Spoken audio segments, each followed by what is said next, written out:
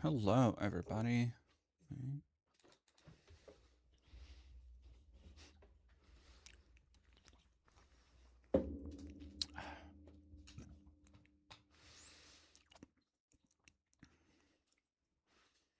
Any people made of stranglets in the room? If so, no hugs, please. I do not know what that means. Fox name tacos.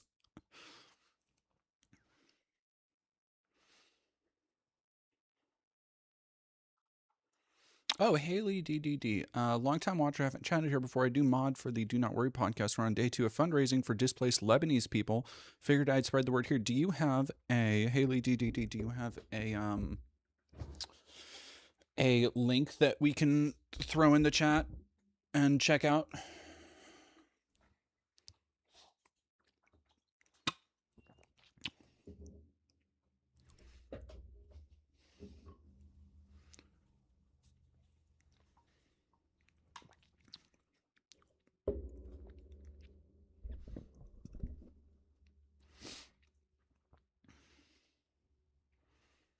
Strange matter. Okay, you're talking like some fucking not SFC, not SCC. What's the anti-memetics division? The fucking SCP. That you're talking about some like SCP shit. FCC. Yeah, y'all got it.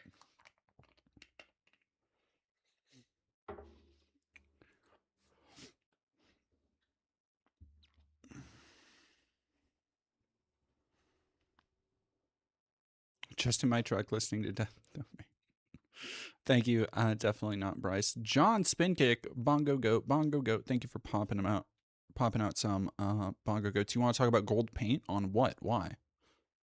Like in what capacity? Are you talking like, oh, there were terrorist attacks in the Netherlands? Add another thing to the docket.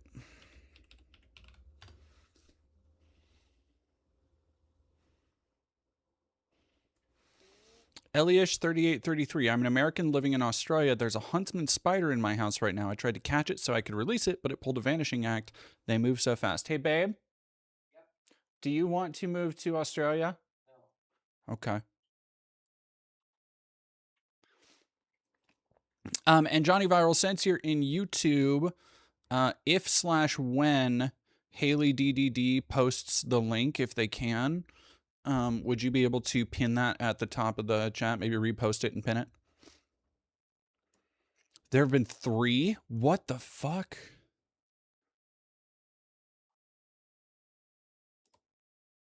Jesus Christ. Did the Oscars? I don't watch the Oscars. What I was watching instead of the Oscars last night, I was watching I finished showing Koa The Matrix 2 and 3. That's what I was doing.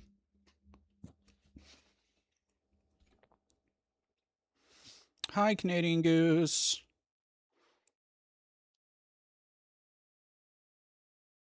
Huh. Oh, right. I forgot. Melanie Mack had a video from the other night.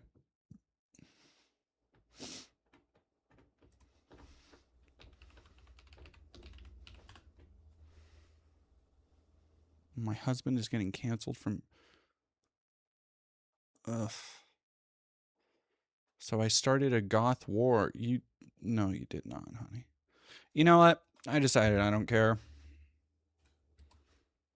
I was just looking at Melanie Mack's YouTube page, and I was just like, nah, actually, I'm all right. I'm all good. Well, Johnny Viral, I do not know. They were over on... Haley DDDD, if you're still listening and you still have the link, if you could go and send it on not TikTok, Jesus Christ, on Twitch, my mod there will be able to pin it in the chat. That way we can keep it up for this stream.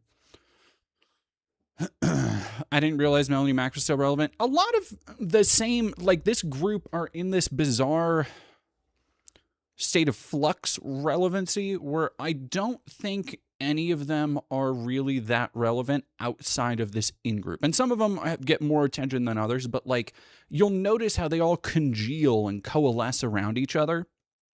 Whenever there's a controversy, how, like Nuxtaku, who is unfortunately a relatively big name, and Tectone, who's also unfortunately a relatively big name, when controversies happen, they'll start sweeping for each other. And so I think that's where like the audience overlap is. On their own, I don't think like a lot of these personalities, because everything has become so atomized and ostracized politically, I don't think a lot of these personalities are getting like mainstream pull the way, it's certainly not the way that it used to be. Like one of the things that people, I think people mean when they talk about the old internet and how good the internet used to be, is this lack of political fracturing that we see now. So, and this is all because, so two things. One, I had a very productive day today. I read a lot more of Super Bloom, and I also put down about 2,000 words this morning in the upcoming essay on kind of the problem with doing all these essays that are tied to one another about these massive concepts is that I don't know how to summarize what it is about, because part of this essay is about the Gore Verbinski film, Good Luck, Have Fun, Don't Die. Part of it is about how atomized our culture has become.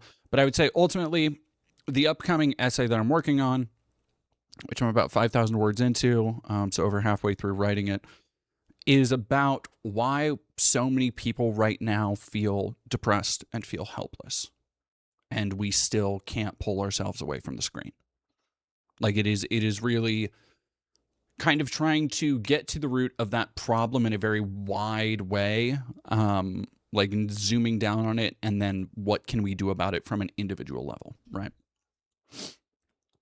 And as a bit of research for that, I've been reading Super Bloom, which is all about kind of, I think the extended title is something about how technologies of connection tear us apart, by Nicholas Carr, which is a really great book. It's pointed, like it is very I don't know, it's a little bit funny the way things are juxtaposed. Like it has a wry humor to it, but it is also like kind of one of the ultimate fucking phone bad movies. Oh, can't chant. Damn it. I'm sorry, Haley DDD. Let me see.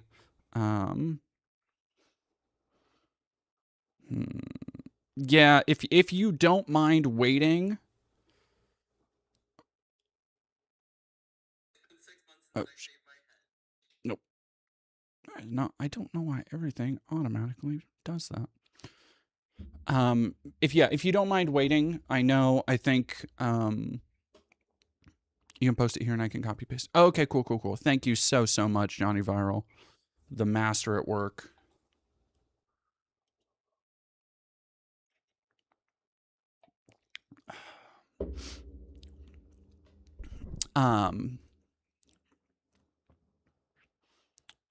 Razor Renji, I wish I had the willpower to disconnect myself from technology more often. Well, and the thing is that is so that I'm really latching onto in the book Super Bloom by Nicholas Carr, Carr, if anybody wants to look it up, is mostly talking about, and Koa and I talked about this. We went on our 3-mile walk together today, or they went on my regular kind of hike I do when I'm trying to get a little bit better back in shape. And we were talking about how so many people, we don't really know, and this was brought up in the book, we don't really know what it's like to communicate as default humans anymore. It was this kind of thing that we'd been talking about, where, especially coming up nowadays, you always have some difference that fundamentally alters the way humans have interacted as we've evolved through it, as we've formed all these social strata. We were literally not, and people will do so many like a lot of catastrophizing about how like we were never meant to be as connected as we are, but like we truly weren't. The way the book lays it out was super interesting in talking about how the stratification of information changed as, you know, telecommunications and phone lines and the internet became more widely available. As it went from, if you met somebody, if you got to know somebody who, you know, if you had a friend, for example, you probably met them in a social space. You probably got to know them through a lot of social interactions. You probably got to, you know, become closer knit with them through, and they go into a lot of detail from, you know, psychologists, pop psychologists, stuff in the book that I don't want to regurgitate here. But you probably go through a lot of different phases of growing acclimated to one another, getting to know each other better, revealing more intimate knowledge until you form that kind of social bond. And there are things that, you know, if you reveal something somebody else doesn't like, it can pull at that and it can, you know, reduce your bond and all that stuff. But we straight up don't have that kind of interaction or engagement anymore, like at all. Like I think the generation before mine was the last that really probably had the closest thing to it. But even, you know, and I was talking to Ko about this because Ko and I both kind of grew up poor. And so we both experienced childhood without internet while a lot of other people were, you know, talking about Club Penguin or whatever the fuck. But even in those spaces, that technology, that leap had already been, or that gap had already been crossed, so to speak, so that even when kids would ask you, hey, what's your Facebook, what's your MySpace, it is still a part of that interactive landscape, that even if you yourself don't take part in it, such a overwhelming majority of people do, that it effectively renders this kind of old style of human communication obsolete. And when you frame it like that, so many things, I think, start to fall into place and start to make a lot more sense. I don't know. Sorry, I'm in my writing mode and people catch me. I wonder if anybody will ever actually go back and find the days where I talk about, oh, I wrote my script during this day, and notice how much more like, I feel like I get very purple prose. I feel like I get a little too verbose when I'm coming down off like a writing high and I've pumped out a couple hundred words. Yeah, ROC 5291. Born in 1987, I will tell you the sense of community got uploaded to Grid and experienced through a screen beyond impersonal. Well, and when people talk about, because there are these social ramifications that are completely downstream from these things that like we didn't consider at the time. So many people didn't want to consider that, you know, all this connection, all this knowledge, all this information being exchanged so quickly all the time could lead to a detrimental effect. But what it's created is that you extrapolate out from there what we were just talking about with these kind of interpersonal relationships and how they're formed.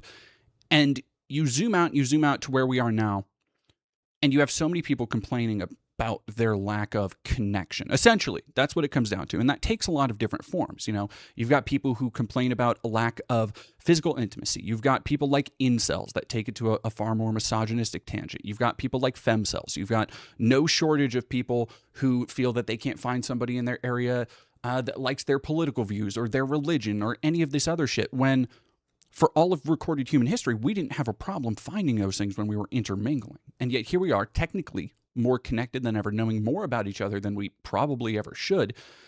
And it's just created, there's a really interesting point in the book where they talk about how the kind of negative polarization happens when you find out there's this imbalance that happens. And they've shown it through studies and through different like social experiments where sociologists and researchers will go and record and like show people a picture of somebody, right?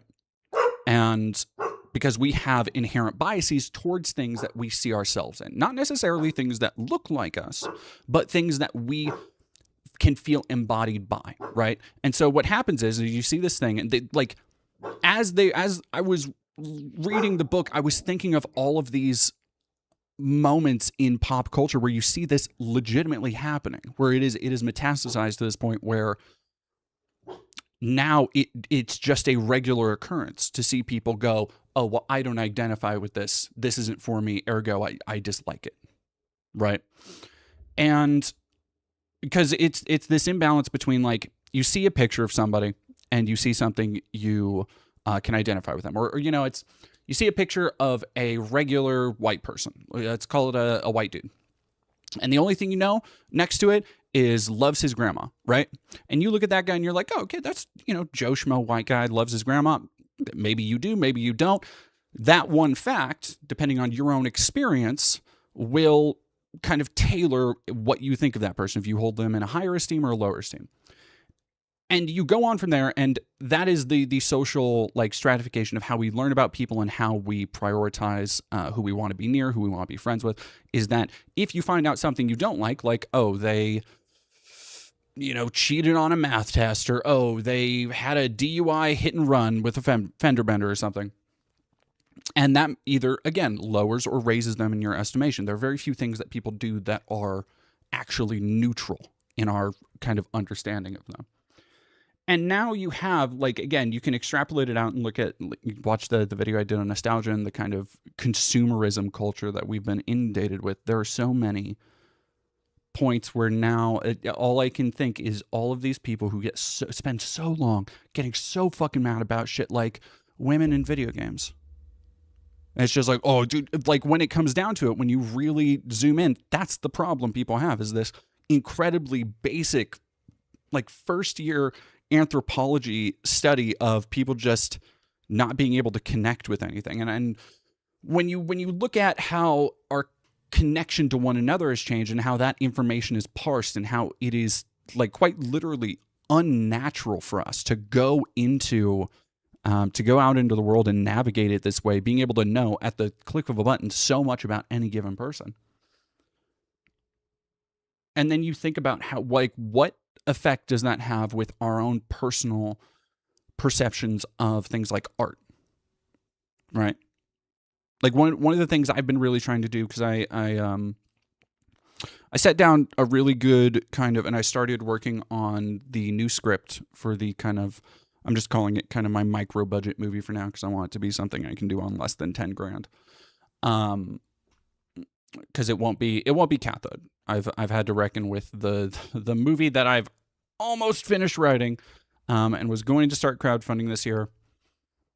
It will take a little bit more of an establishment, which is fine.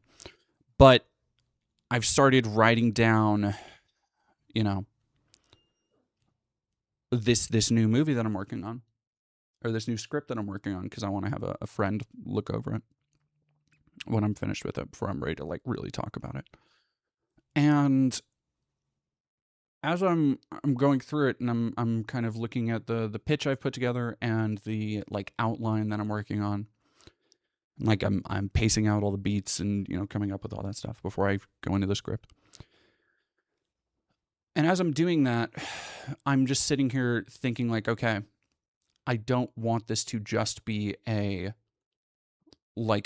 political treatise. Like I'm trying to consciously avoid which is something I always do, is that I never want to write fiction, or I never want to write something that is just, it's something I'm paranoid about more than anything, even though I don't think I really do it. That is just a regurgitation of like my political beliefs, because I think that shit is so boring, and I think it's so easy to pick up when it happens. But thinking about that and keeping that in the front of my head has me constantly also thinking about like, okay, why do we gravitate towards that kind of media? Like how much of our want of media that reaffirms our worldview is based in those kind of social principles of wanting to see more of yourself, versus how much of it is based in our kind of like relative simulacra that we're all in, where we want more comfortable, more convenient worlds, and that having media and art, that sole purpose seems to be reflecting those values back to us, usually in an effort to keep us like kind of complacent. Like, how much of a role do those things play together, I guess. So sorry, that was my opening rant. Let me go back and look through look through a lot of stuff here.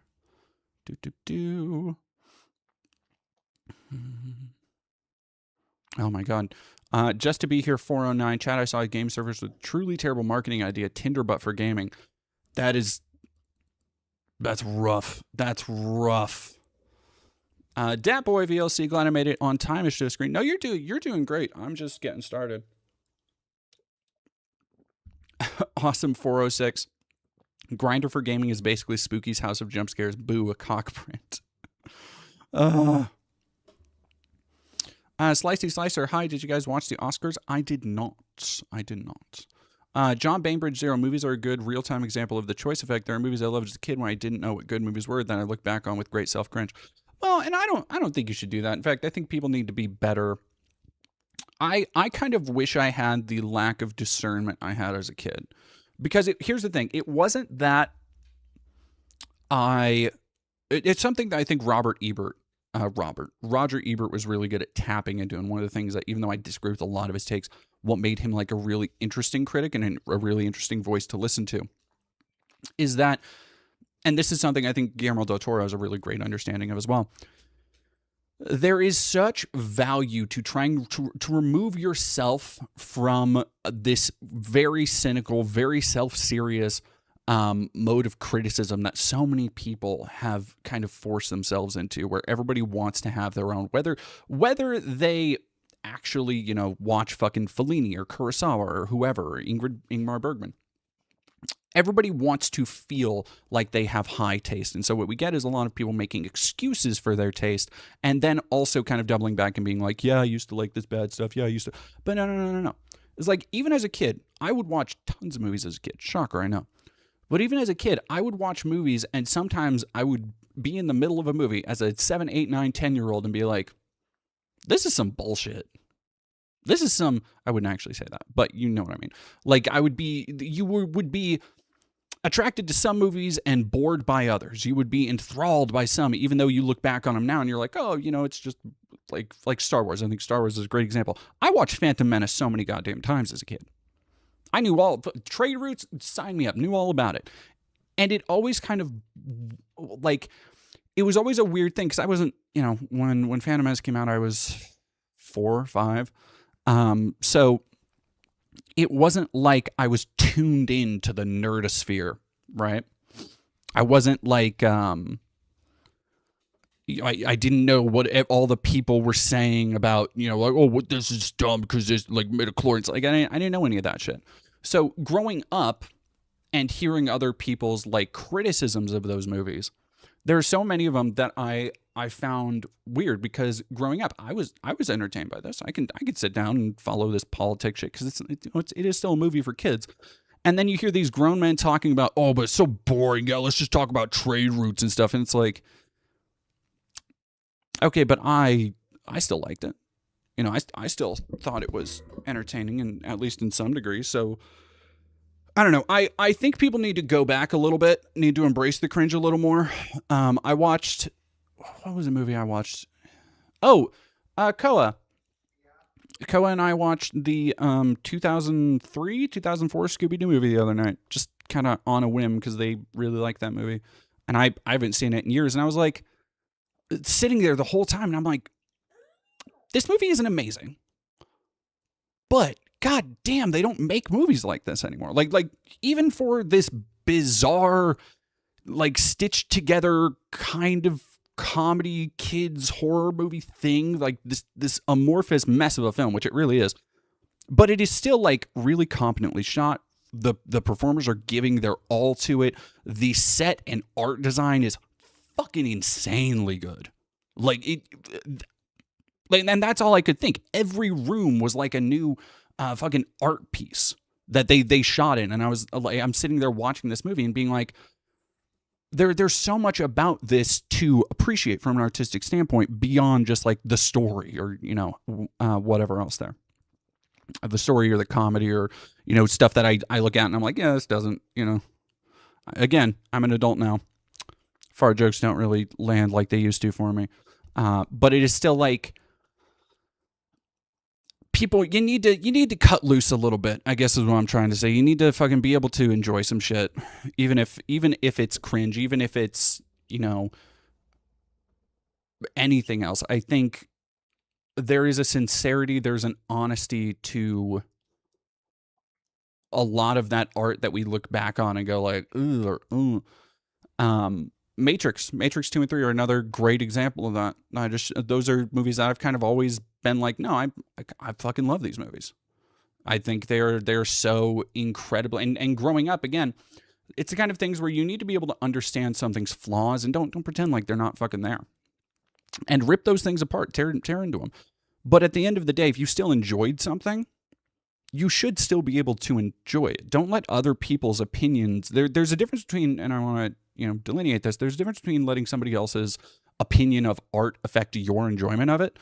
In which case, I think you're more just like doing something for somebody else's nebulous approval, which don't do that. Versus you kind of growing and changing, because that's something everybody has to.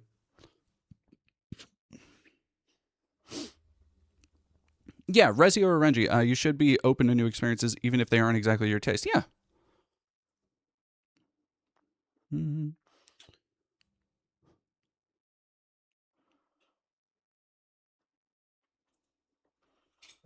Comedy, I love that feeling you mentioned. Every room feels like an art piece from a movie. Well, I mean, it is. Like, if you go and watch it's.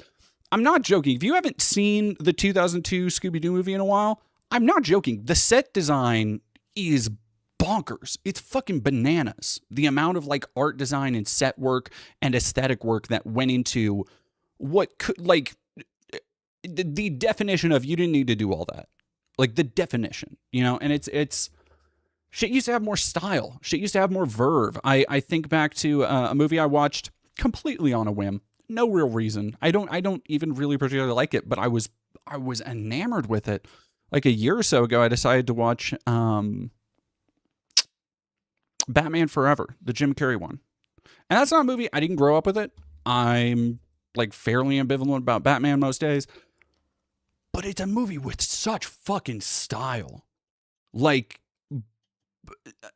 such fucking color and everything. It's so I don't know. There's it's the kind of thing that like you do is you stop and you go like, there's something here that we lost in making everything so much more slick and shiny and CG and all this other shit and cinematic universes and everything else. Like there's something here we lost. I watched a Brian De Palma, I don't know. I could go on about, stuff we need to go back to in movies all day. I watched a Brian De Palma like thriller a couple weeks ago. I'd never heard of it, called Body Double. And it was pretty good. It was pretty solid. And I was just reminded, like, we don't really have, like, there are a ton of very mid to low budget, like, thrillers that used to get made. Like Sam Jackson and Richard Gere and, like, good actors. You would get these kind of, like, really tightly budget, tightly paced, usually based on, like, James Patterson or some shit. Like, thrillers that weren't really horror movies. You could take somebody on a date to them, you catch them on late night TV. We don't fucking have that anymore. Like, we don't have, like, here's a mid-budget thing. It's not going to be a cinematic universe. It's not going to have room for fucking streaming spinoffs. It's not, like, here's just a movie you sit down and watch. And it's so, I don't know, stuff like that is just, like, it gets you thinking about how all of these different systems of atomization work on us at any given point. Because I think, like, there is a similarity to the way that we parse information about each other, and then also the way that we then kind of use those same ideas to go through our media landscape. I guess it is kind of wrapping it all back around is what I'm kind of thinking about.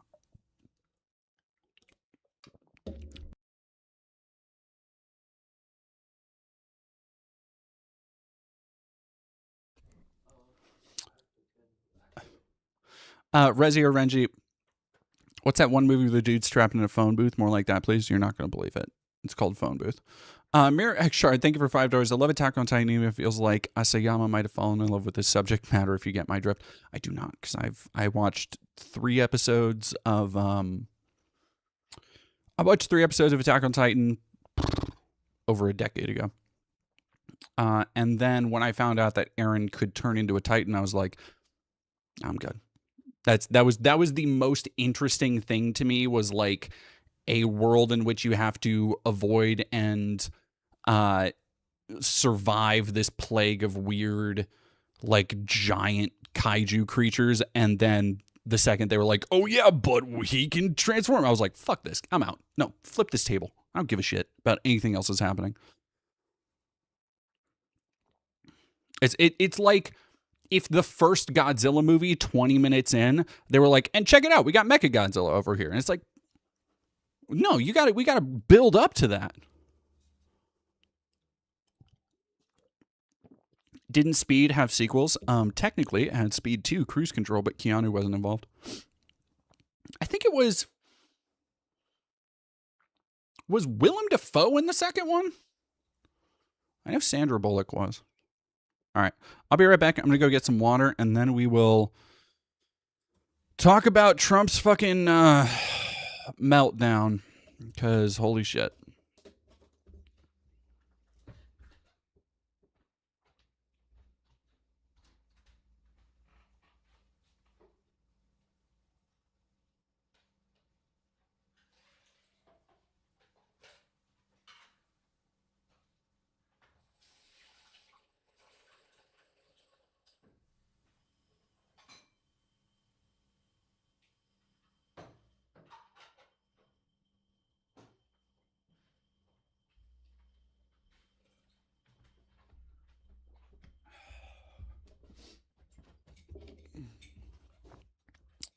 All righty.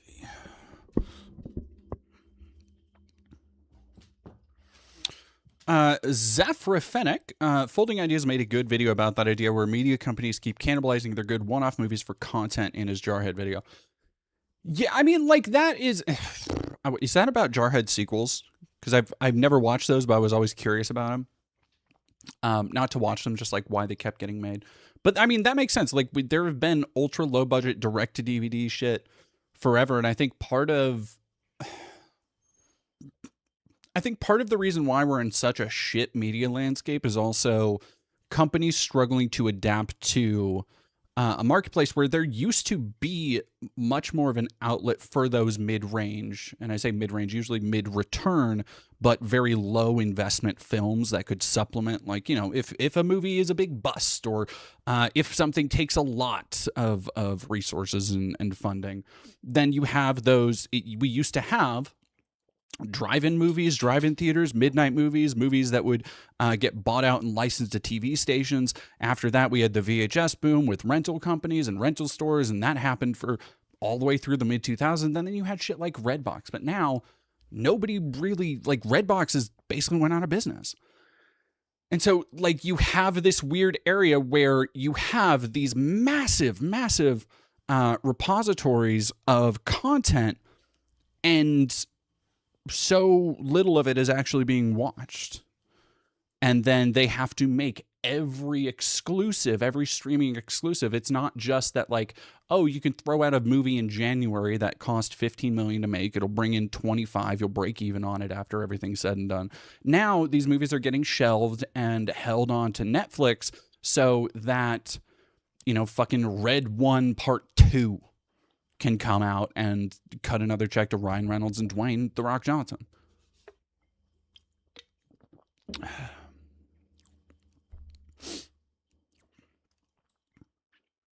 Yeah, studios don't. Well, and because here's the thing, Mr. Yago, people talk about how studios don't gamble anymore. And to an extent, that's true. But again, like I was saying, it's less about just wanting to, you know, we'll bet the farm, swing it all on this, you know, $150 million production. It's less that and more that they don't have the fallback plans anymore. Like, everything has to be part of everything else. And this is a big problem with shit like, you know, not gotcha games, but like live service games and stuff. Brother Nero FGC, I would rather watch something destined for Tubi than half the crap. Dave, don't knock Tubi. Tubi has been good to me. I'm not gonna lie. Tubi gets so many, like, as soon as they have a bunch of Akira Kurosawa and a lot of like Criterion stuff on there. That's what was like the final blow for me canceling HBO and Hulu, because I have Amazon Prime, which they have a ton of other stuff on there, but like I just have Amazon Prime mostly for shipping shit, but then also, for streaming. So, Queer Devil 666 Jarhead sequels had nothing to do with the Jake Gyllenhaal movie. Oh, I'm sure. It seemed very much like I was saying, like they used to do that all the fucking time. I think they did it with Black Hawk Down and what was the John Cena movie? The Marine had like 50 fucking, well, that was like a WWE thing, but like had like 50 fucking sequels, and goddamn, like don't get me started on, again, you can kind of see this dichotomy and where this separates. Hey, besides to chew her bone right into my Microsoft microphone. You saw this way more in the early aughts because there used to be, for all the youngins who don't remember what places like Hollywood Video were like, it used to be this trend for about 10 to 15 years, particularly at video rental stores, where a horror movie would come out. It was probably closer to 25 because this shit started in the 80s. A horror movie would come out. Horror movies, always relatively modest budgets. Usually. Relatively modest budgets, usually high return on investment. That is what has literally made Blumhouse. If you've ever watched videos from A24 and Blumhouse and you go like, how the fuck can they just keep, like they just have new ones of these every month? Really low investment and usually through good advertising, high return, especially when they're actually making something good. But what used to happen is it wasn't like Blumhouse now, where Blumhouse puts out a movie, it goes to theaters. And so say you had Megan, right? Megan goes to theaters, Five Nights at Freddy's, whatever. And back in the day, what used to happen is then, and this was, Harvey Weinstein had a little bit to do with this, but studios used to option scripts, and this wasn't always the case, but they would do it sometimes, where they would buy a script, retrofit it to be like a sequel. And so you would end up renting a movie being like, oh, damn, I didn't know they made Wrong Turn 2. I didn't know they made, Vacancy 2, like all of these kind of, I think there was a Hitcher 2 and, Hills Have Eyes 2 and from the Alexander Aja one.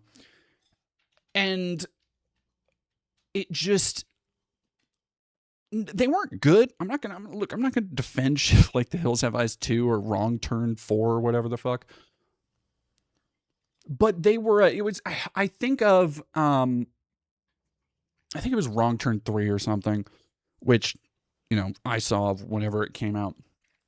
And it's another thing that back in the day, these rental videos too, you used to rent a video from Hollywood and it would come with an hour or two, even if it was a total pile of shit.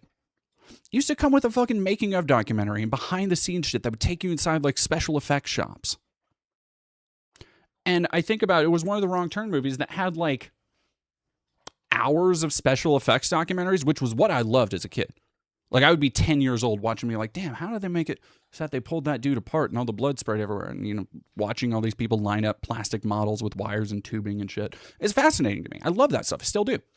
And so you have, again, these completely, they were superfluous in a lot of ways, but they gave it this connection to the art, right? Because you could sit down and watch objectively just fucking garbage movies, just fucking terrible films. But then you sit back and you have the special effects or the commentary track or, the behind the scenes, and you can see how passionate the special effects people are. You could see, oh, this is the stuff that didn't make, there's a bunch of deleted scenes. I wonder why, that they just had to cut it for time. And you could see there's this level of passion there that has been completely sanded off, completely abstracted in our modern kind of media parsing landscape. Somebody said, Bangla, the Hellraiser movies were horrible about this. Yeah, fucking, you'll never want to...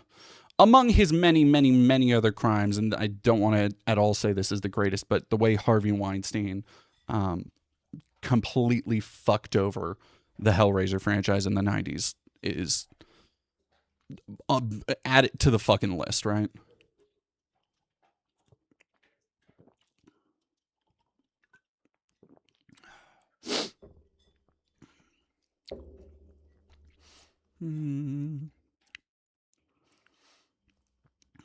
Oh my god, the weird martial arts direct-to-video sequels are my favorite. I didn't know they made an American Ninja 4 or Kickboxer 5. Goddamn, American Ninja brings back memories. Because I was a kid, and again, we grew up poor, so like they had VHSs still at the rental place I went to, and I had a VHS player, through like 2005, 2006. And so those were it was just old ass VHSs that I would go through, and I saw and rented so many ones that I was like, this is fucking Mikhail Dudikoff in the first American Ninja, and me at like 7, 8, 9 years, however the fuck old I was, going to my Aikido classes, I was like, this is the coolest a person can ever be. The height of cool. Oh god, yeah, Ethan the Like and AVPR. Alien vs. Predator Requiem makes me sad, man. Like, I don't think I've ever seen a movie where I like you look at that entire film and it like I think there might be some really good cinematography in there. B. Parker, there are also 2 Blood Rain sequels. Well, that's easily explainable because Uwe Boll funnels money. Uwe Boll very obviously was involved. I think to get convicted. The reason that like there's hinky stuff happening with Uwe Boll's movies.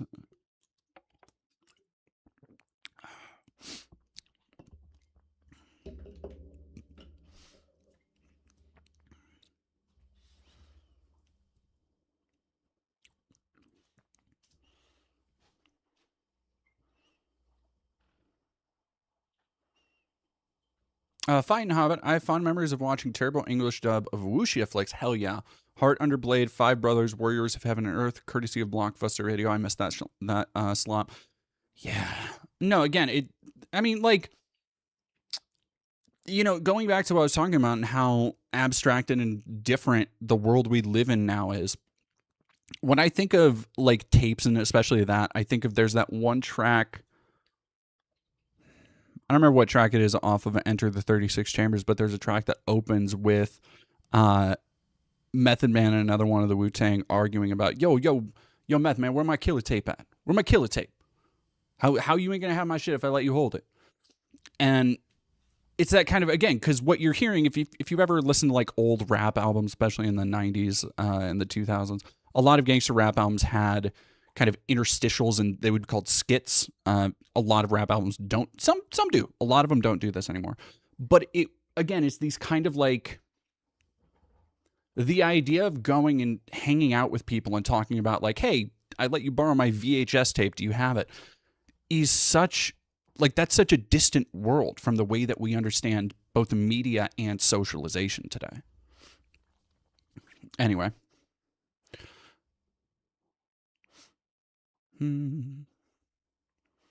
Sly Skies. Hi, DD. Been a minute. Hope you're doing okay. I'm doing okay. I was all right. Blair Witch 3, Spooky 5 being. I mean, you also had shit. Oh man, Blair Witch 2, Book of Shadows. Oh, the goat of direct to DVD. Who the fuck asked for this movies?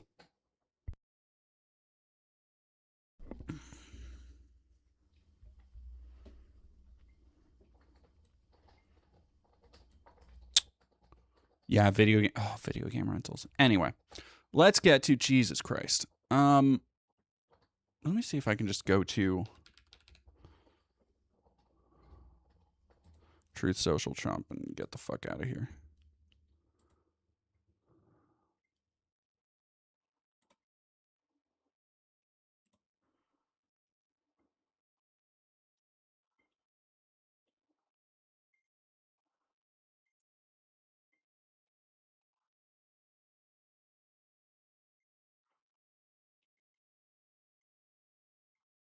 He types like, oh, Prez Rickard, not.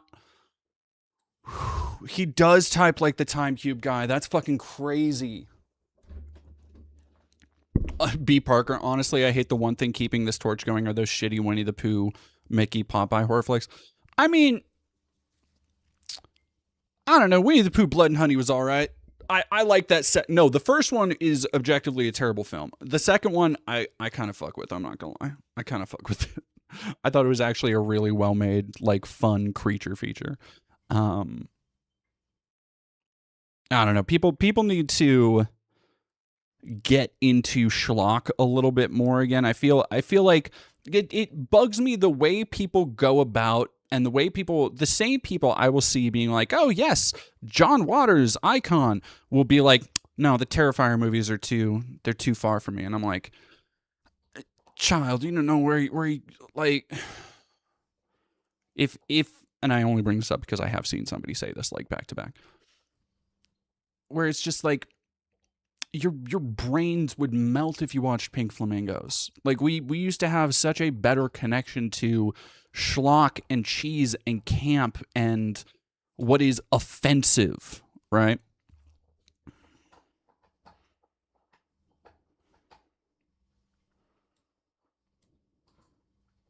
No, he's following 69 people. He has 11.9 million followers.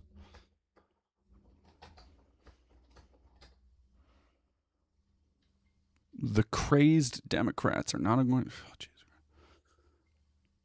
I can't believe we're just posting pictures of. All right, here we go. Christ on a cracker. So, yeah. All right. This is the only way to read the fucking tweet. Is it 3 pictures? No, it's just 2. It's just 2. All right, so this happened last night. I feel like Zombie and Waters would. Oh yeah. I absolutely think Rob Zombie and John. I kind of wish Rob Zombie would lean more into the little bit of satirical stuff he does. Because I have a controversially held belief that I think Rob Zombie is one of the last great kind of trash, which I say with all the love in my heart, but kind of trash filmmakers from the, I guess, the ethos, from the like, he's the last 70s style, like, horror filmmaker we have.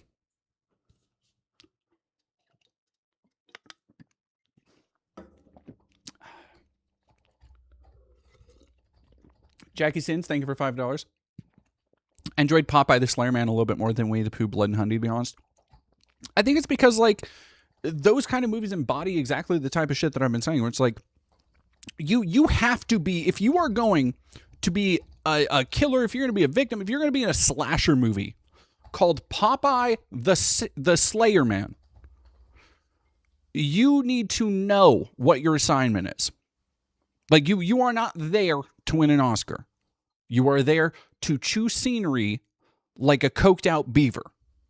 Like, you need to be in it, right? And that's why I think, like, watching those movies, even if they don't have the best actors, they have actors that get it, generally speaking.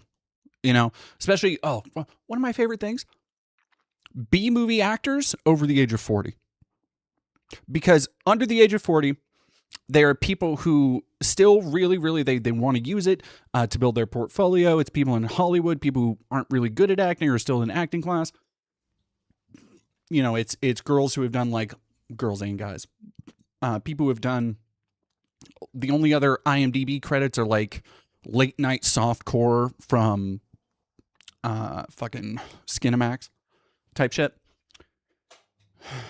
And once you get over that age of 40, I think it was the reason why I liked so many of the actors, all the actors in, for example, the Daily Wire show, the Pendragon Cycle. The ones that are good, sorry, are the ones who, I don't like, this energy drink is making me, like, phlegmy. I don't know why. Are the ones who get what they're there for. The ones who are good are the ones that are entertaining to watch because they're fucking, you know, sounding all kingly and evil and shit.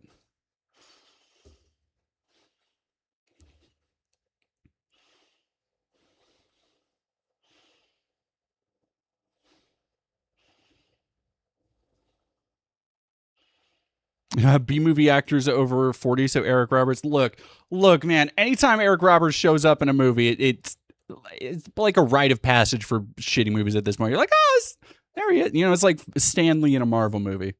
You know, if you see Eric Roberts, you're in for some bullshit.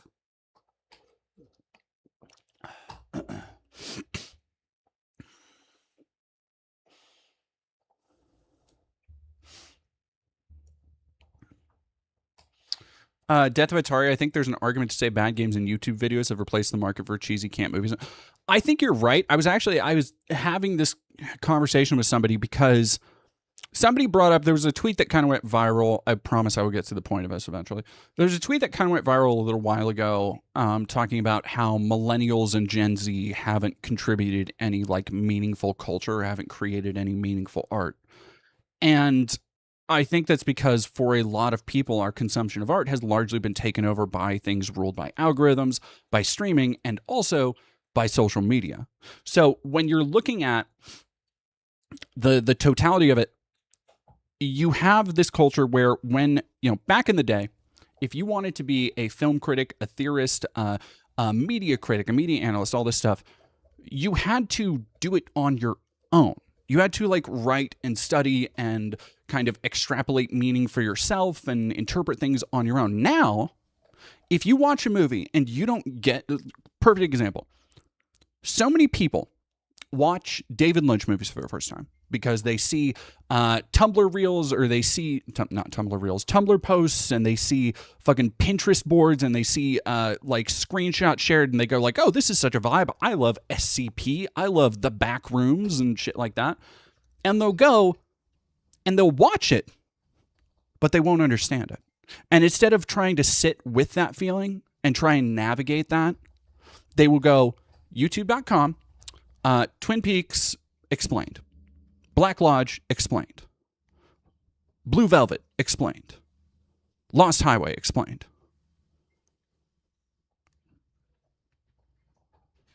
And that's kind of where we are now, where it just needs to be,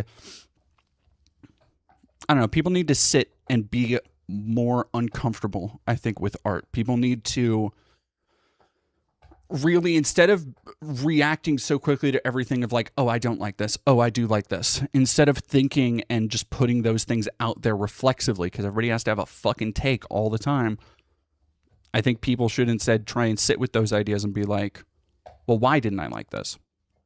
Why didn't I vibe with this? Why did this offend me? Why am I taking this personally? And kind of like try and extrapolate and deconstruct that on a personal level before entering those conversations.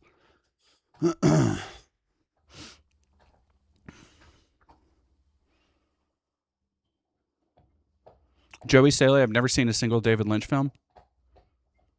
Shame.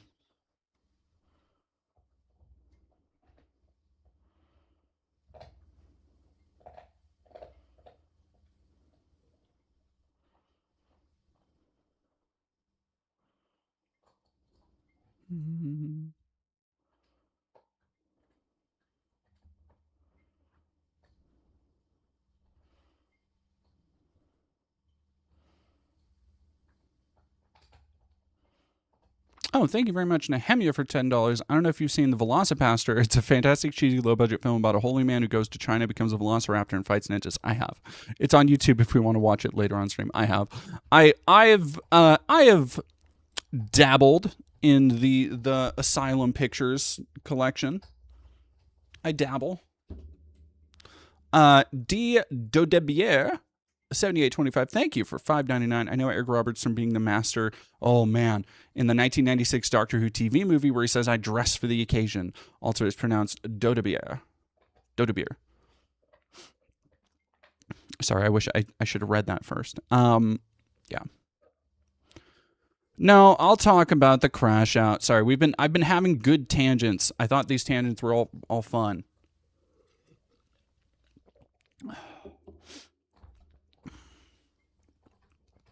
Scary Pierogi, I'd argue the recent Godzilla X-Con is a splendid example of whimsical slop. Yeah, I would say both of them are. No, I think those are such a wonderful, because again, say whatever you want about the MonsterVerse movies, every single one of those films is made by somebody who fucking adores kaiju movies. who fucking understand them, who have so very clearly, much in the same way I think it makes things like, it's the difference between Pacific Rim 1 and Pacific Rim 2, that unbelievable dog shit, is that one of them was made by Guillermo del Toro, somebody who has a sacrosanct love and admiration for kaiju movies, all the way back to the original Godzilla. The other was farmed out to make a quick buck. And you can tell, even in these big budget productions, you can tell there is a lack in passion or understanding of what they're doing. Anyway.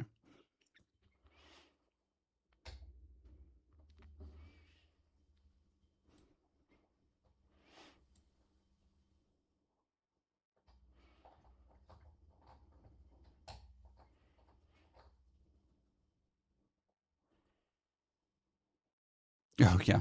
Nehemia, thank you very much for $5. Just got a notification Greg Bavino is retiring. Yeah. Yeah, man. May he never know a day of fucking peace in his personal life. All right. Here's our president crashing out on Twitter, on Truth Social. When was this? 18 hours ago. So this would have been middle of the night. No, a little bit. No, not quite. The courts treat Republicans and me so unfairly, always seeming to protect those who should not be protected. They are highly politicized. Cases don't matter. The judge does. As an example, how is this absolutely terrible Federal Reserve Chairman, Jerome Too Late Powell? That's a bad nickname. He's just not even fucking trying. The nicknames, they aren't coming anymore. Even allowed to be investigated for the horrible job he does. Not even allowed. How is he allowed to be billions of dollars over budget and years behind schedule on the simple renovation of the small Federal Reserve complex in D.C., where he created an absolute disaster, a money pit, and embarrassment to our country for the whole world to see? Fucking bold words from the dude tearing down the White House for his fucking ballroom bunker. The contractor on the job when I talk about, and again, we mentioned it, I think it was the last stream where we talked about how people will notice commonalities between the way Trump acts and cogitates what he's saying. And if you've had neurological decline or known somebody in your family who's gone through neurological decline. And one of the things that really, it's one of the things I can almost guarantee I'm going to have issues with as I get older, is going on tangents and just letting any random firing brain impulse, any neuron take you to wherever it's going to go. That's exactly what I see here. Because what starts as criticism of judges quickly moves to specifically the Federal Reserve Chair, Jeremy Powell, and then I can't even call it a paragraph, but in a couple sentences, then we're talking about contractors on the job. Like, it is just pure autopilot at this point. It's fucking crazy. Thank you very much, Jay Kung, for $2. Holy run-on sentence, Batman. Yeah. Is it a sign of dementia? I mean, I don't even necessarily want to say it's dementia because I'm not a fucking doctor. I'm not qualified to give that kind of diagnosis, and I don't like spreading that kind of speculation. But I think more broadly, you can look at somebody who's in their 80s like Trump is and be like, yeah, he's in neurological decline.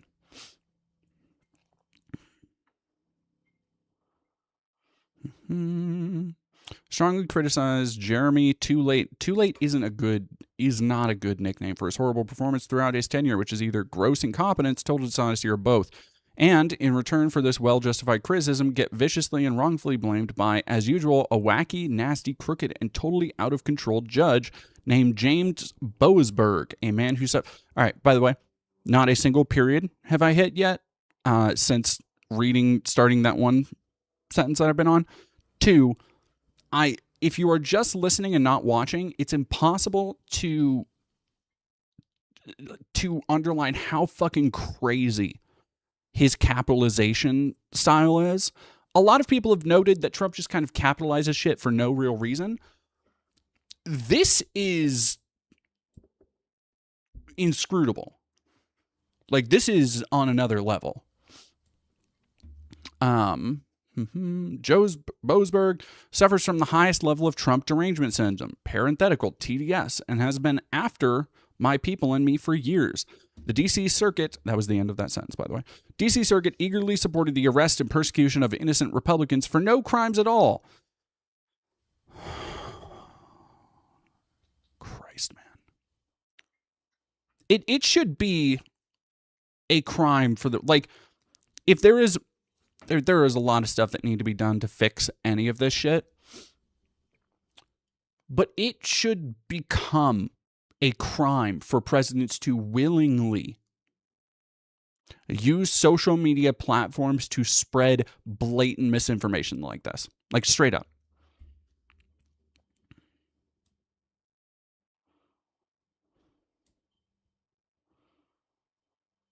$5D chess. Oh, God. Oh, to have a brain so smooth you still... what I wouldn't give to be a person who can look at this and be like, yep, trust the plan. The storm's coming. Oh. Tarantino, 9911, thank you for $2. Biden/Trump both got mean, senile instead of sweet.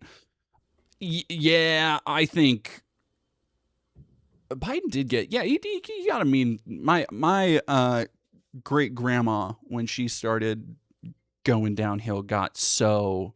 I don't know, it's weird how people change when they age, because she got, like, she was always really mean.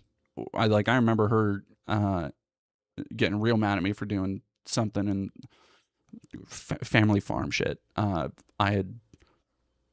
had maybe as a child ruined something that was supposed to be harvested, and it wasn't that much, honestly, but whatever. That was one of my prevailing memories from that. So yeah, it's weird how people change as they get older.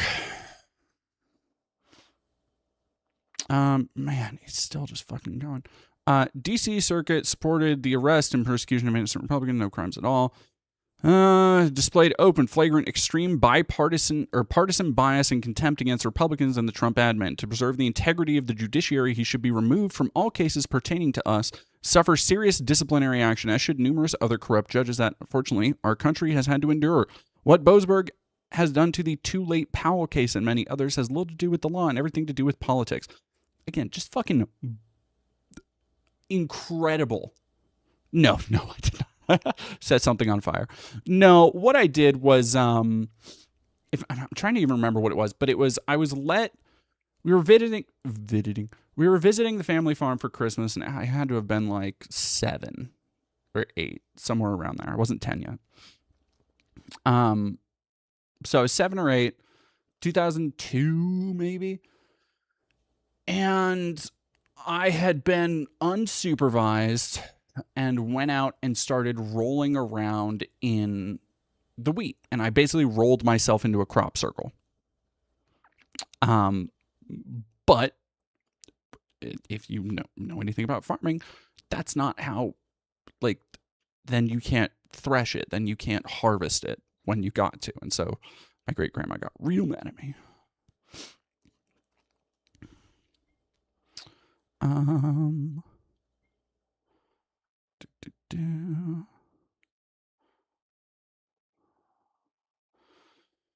All right, so this just keeps fucking going. Here we go. Not his own. Democrats' political agenda, which become legendary, much like the prosecutor deranged Jack Smith and many others.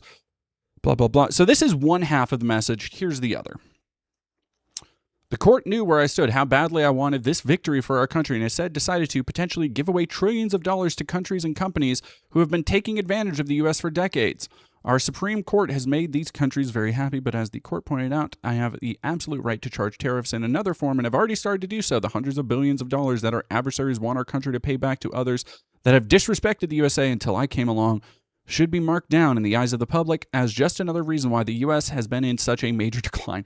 Oh my God. So the reason why he's trying to say that it's not the tariffs that are fucking up the economy, it's the fact that they want to stop him from doing all this tariff bullshit.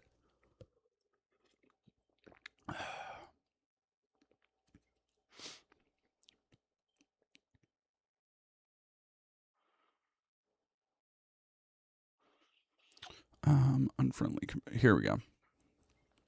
I want to thank Alito, Thomas, and Kavanaugh for their wisdom and courage for understanding, in addition to the law, our unfriendly competitors should not be reimbursed. Where the fuck?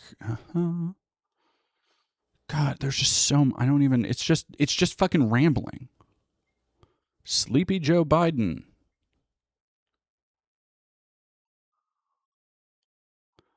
God damn. So he has been on a fucking tear.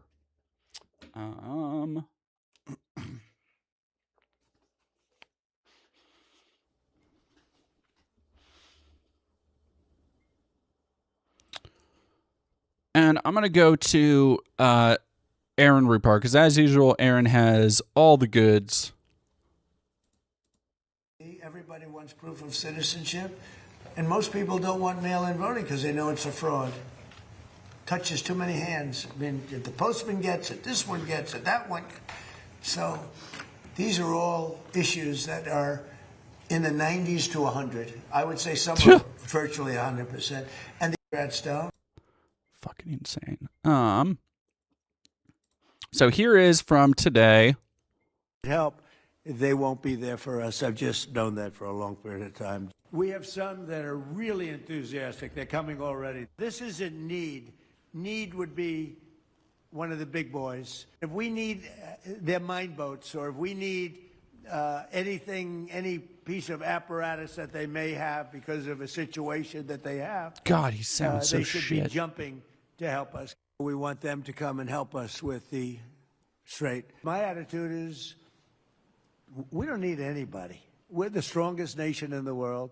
We have the strongest military by far in the world. We don't need them. Did you follow that? If we have look, one of the best parts about him growing, about the ever-growing rift, as so many journalists begin to understand, hopefully, that, yeah, they will be targeted openly by this, that the Fourth Estate bullshit isn't gonna protect them from the ongoing fascist expansion of the United States, has been watching them lose that compunction about attitude. Like, it is unthinkable, even a decade ago, for a journalist to be like, do you fucking see this guy? About the sitting president, regardless of party. Canadian Goose, thank you for $20. Hey, DD, do you think a good idea would be to have legal consequence for any politicians in the U.S. who lie, whether on social media or otherwise? Like, for example, yes. Yeah. No, people should be, like, you should be subject to all the same laws and restrictions and rules and regulations, and probably more if you are deciding the fate of an entire country. Like, and that is the problem with this, like, influencer culture that is created and encouraged by people like Hegseth and people like Kash Patel and all of these assholes, is that they want the power, but then shirk literally any kind of responsibility. And that should not be the thing. I don't know. I kind of feel like we need to have harsher limitations on what people can do in office and what people can do after. Like, if you are the leader of the country, you should be able to leave and then be set for life and have fucking, Netflix deals and be able to write books and co-host on Fox News and all this other bullshit. I don't know, at this point, I'm thinking we should just, whenever a leader's done, we put him on a raft and send him out into a fucking ice flow. Like, it should not be a job that people want to do to expand their own power and personal wealth. That is not what this idea of public service that is constantly slopped onto our plates is meant to be. Like, we have this thing where, oh, if you serve and you do this, then you're self-sacrificing. It's like, no, you're fucking not. If you get elected into office, look at the shit like Matt Gaetz. Matt Gaetz is still in these motherfuckers' circle, and we know verifiably that he raped a fucking teenager, that he trafficked a teenager. Doesn't fucking matter. They're at a point where they're not going to see consequences for insider trading, for lobbyist money, for completely unjustifiable wars and international acts of aggression. then why should they face consequences for anything?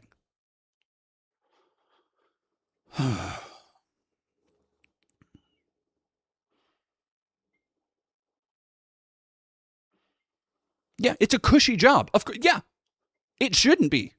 Like that's my stance. It shouldn't be a fucking cushy job.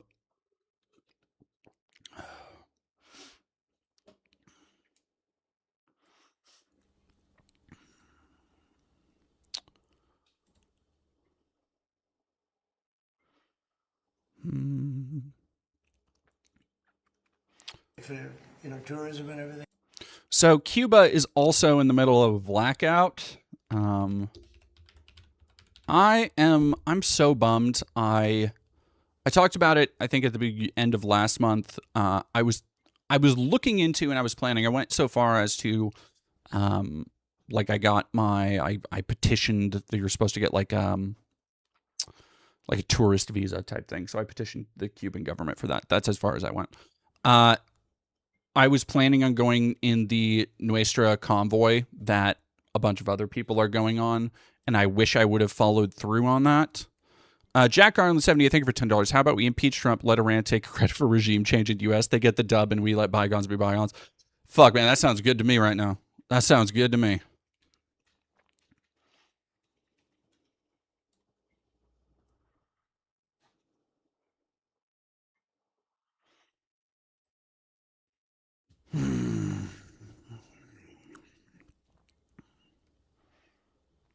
Cuba begins restoring power after energy grid collapses and nationwide blackout. Officials in Cuba reported an island-wide blackout, the country of some 11 million people, as its energy and economic crises deepen. Cuba has blamed its woes on U.S. energy blockade after Trump in January warned of tariffs on any company that sells or provides oil to it, which is just like I need you to understand, there is nothing that Cuba as a country has done to warrant this. There is no threat that they pose to us outside of being socialist. That's it. There is a hate boner in America for Cuba in particular, and the defiance of the Cuban people and government going back fucking decades. It's why you have hawks like Marco Rubio, who still, like, you can see them slobbering at the mouth if you just mention Cuba.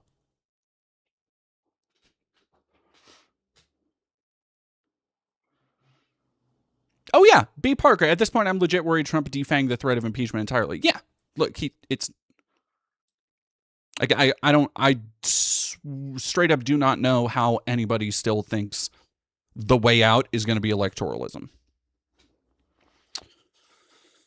Ugh.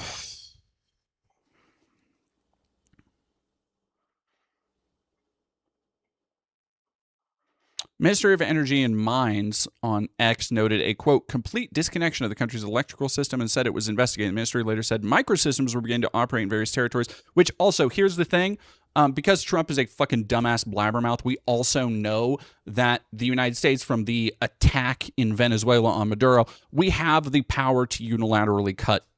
We have the ability to unilaterally cut power to cities and countries, apparently.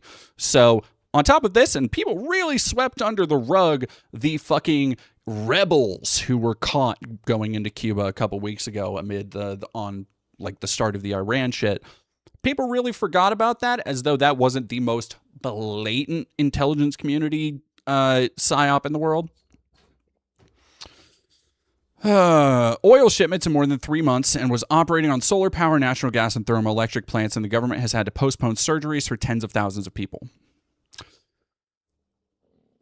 Cuba has heavily relied on foreign assistance and oil shipments from allies like Mexico, Russia, and Venezuela, but critical oil shipments from Venezuela were halted after the U.S. attacked the South American country in early January and arrested its then-president, Nicolas Maduro. While Cuba produces 40% of its petroleum and has been generating its own power, it hasn't been sufficient enough to meet demand as its electric grid continues to crumble.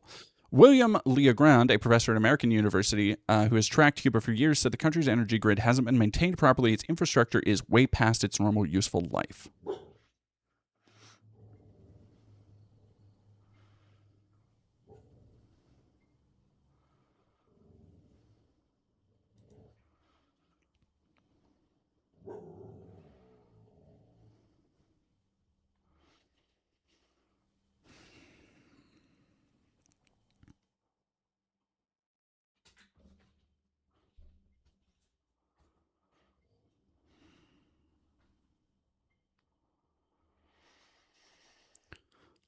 Trump oil blockade. Awesome. So yeah, here's the dipshit talking about that. Beautiful island, great weather.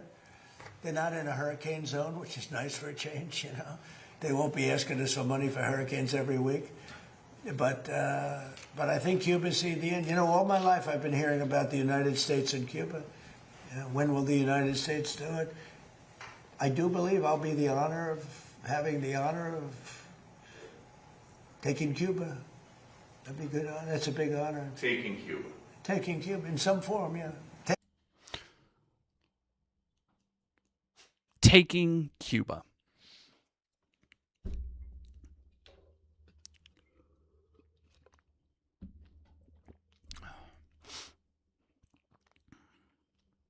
Taking Cuba.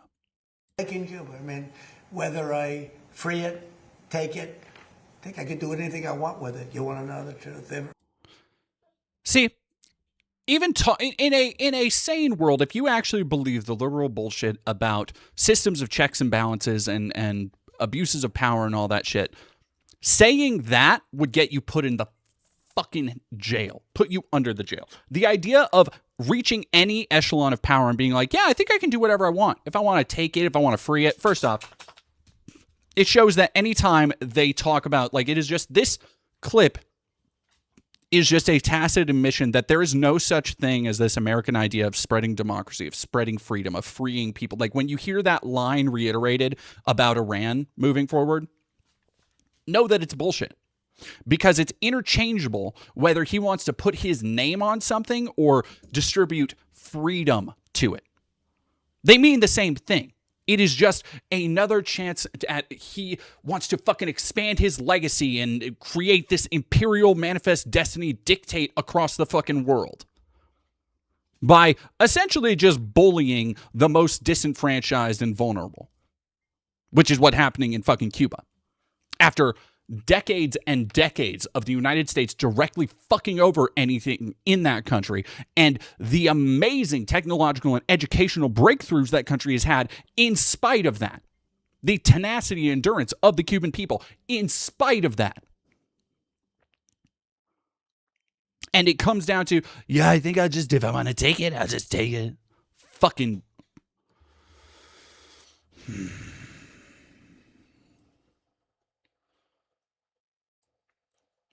Yeah, Hamia, thank you very much for $5. What I find frustrating is that people freak out about Iran closing its Strait of Hormuz as though the West is entitled to the oil of the Middle East.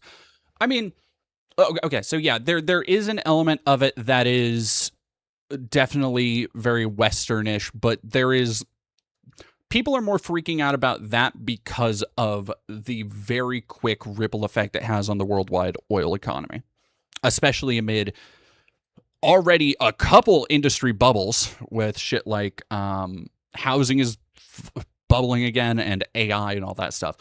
It puts so much unnecessary and unneeded stress on markets right now at a time where we're already going into a recession. Like we are already trending towards a recession where people are going to spend less and the economy is going to slow down because of it. And that's because of shit like oil, because of shit like housing and AI, the rising cost of living, not getting paid what should be a living wage, and then on top of tariffs on all of that shit. So it is one of those compounding issues. Canadian Goose, thank you for $10. Didn't Cuba make their own vaccine for a specific type of cancer and their own COVID vaccine, despite the blockade and sanctions? The COVID vaccine, yes. I don't know about the cancer one. I know they've had a lot of breakthroughs in cancer research. I don't remember the specifics of it though, so I would need to. I don't want to say for sure. Alexis Van Dam, I don't know if you heard, but the IDF announced it's in the middle of invading Lebanon and telling hundreds of thousands of Lebanese they're not allowed to go home. Of course they are. Of course they are. Like,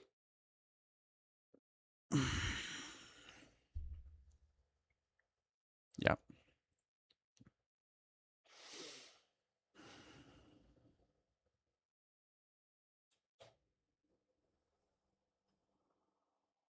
President, you mentioned the significant amount of oil that China derives from the Middle East. What is the status of your conversation with President Xi in terms of getting China to cooperate, in terms of making the Strait of Oh, sorry, I was Canadian Goose. Hormuz safe for those oil tankers? Yeah, so Cassie Grace face, did I see that BB missed his 7th security meeting today? Look, the fucking, I sent out a tweet about it. I think it is a great recurring bit that we all just pretend Netanyahu is dead. Like, I think it is literally so funny that at every turn, the IDF and the Israeli government would be like, oh, look, here's Netanyahu. He's getting a mocha latte. See, look how normal and good he looks. Just walking around looking at stuff. That's Netanyahu. And at every turn, there is some 500-follower Iranian account or that is just being like, no, Netanyahu is dead. We've killed him. He and everybody else are dead. And it doesn't matter. Like, again, this is I don't know. I'm choosing to see the beauty in a post-truth world as a matter of farce that they are so insistent on running that bit back every single time. Because it is every time, like every day, there is a new Iranian account or somebody Chinese, like somebody saying like, hey, the Russians are reporting he's dead. Hey, in fucking China, they're reporting he's dead. It doesn't matter if there's any fucking truth to it. I just think it's a funny bit that nobody will stop doing.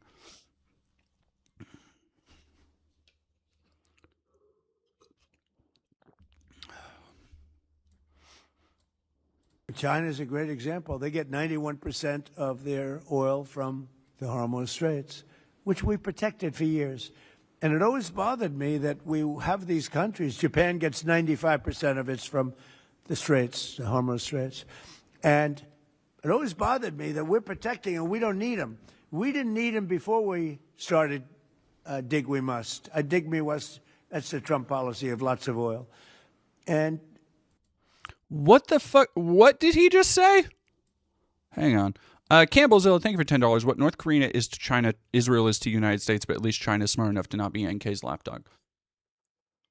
Yeah, I think...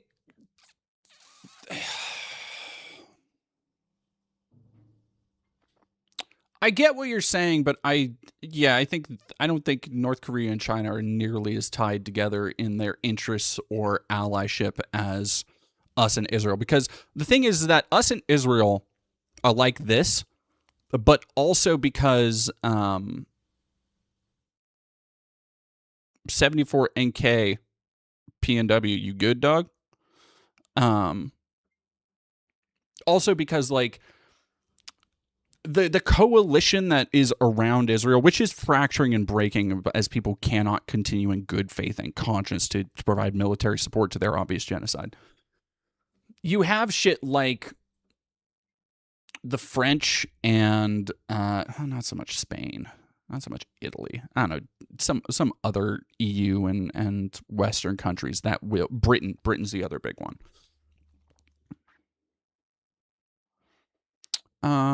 Obadiah Bumbly, thank you for $5. Did Trump say a dick we must? I'm going to go back to it. I don't know what the fuck he just said. Uncle Simrick, thank you for another $5. Everyone, did you exercise today? The fascists did. Why haven't you? I did, actually. And Nehemiah, thank you for another $5. Funnily enough, they recently discovered an ancient Jewish text mentioning that the land of Lebanon was also promised to us by God, too. What a fucking... Wow! That's crazy. We didn't use them very much. It used to be at 10%. Now it's at almost zero. We don't need oil. Pocket listen, we have all okay. the oil we need for ourselves. It's one of the great assets that we have. We have more than double what anybody else in terms of oil production. We're at more than double any other country. So we don't need it, but we did it. It's almost, you could say we did it out of habit, which is not a good thing to do. But we did it because we have some good allies there. We have some great Middle Eastern countries there, Israel there. So we did it for a lot of reasons. But it always amazed me that we did it. We never asked for reimbursement. And it was really there to serve other countries, not us. And by the way, we have the Sugar King. The same story. Look at that. Alfie von Hool. Alfie, thank you both very much. Huh? That's Pepe, yeah. Pepe. Hi, Pepe. How are you? Hello, this man. Persephone Pachuria, thank you for 28 months in a row. We bombed some people out of habit. Yeah, that is so... out of habit is so fucking vile. And again, like he just has no tact left for any of his positions. You know, it'd be nice to get along, but for years this has been going on, not just with me. For years it's been going on. Different ideology, but also different tactics. Here we are, we're fighting big battles with a very tough enemy and winning nicely. And we're not allowed to have security in our country. It's crazy. The Democrats don't want to pay. These are bad people. These are not people that love our country, I can tell you that. They're very sick people. Thank you very much, everybody. Thank you. Thank you, sir. Thank you, guys.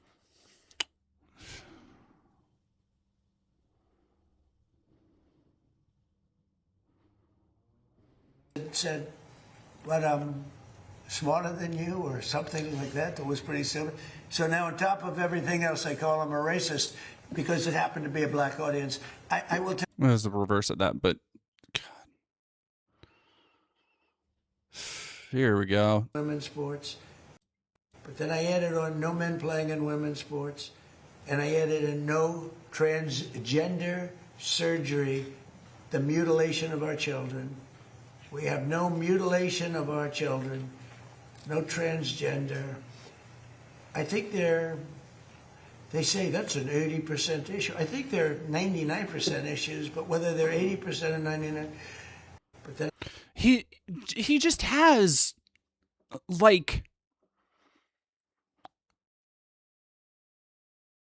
just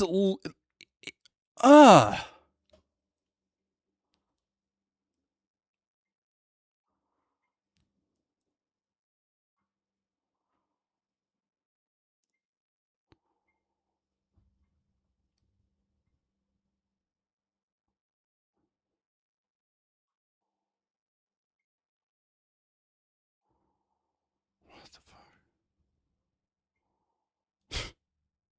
Totally. yeah. If Iran, as you said, totally obliterated, got the missiles, got the first 2 rounds of leadership, Air Force gone, Navy gone, can we wrap this war up this week? Yeah, sure. Ah! I don't think so, but it'll be soon. Won't be long. And we're going to have a much safer world when it's wrapped up. It'll be wrapped up soon. We're going to have a much safer world. I had an obligation to do this. I didn't want to, I call it an excursion.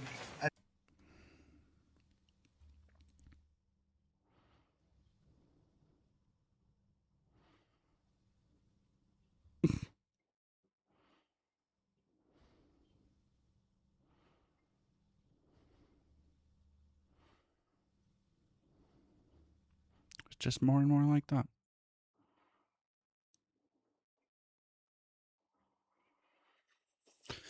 All right, chat. I will be right back.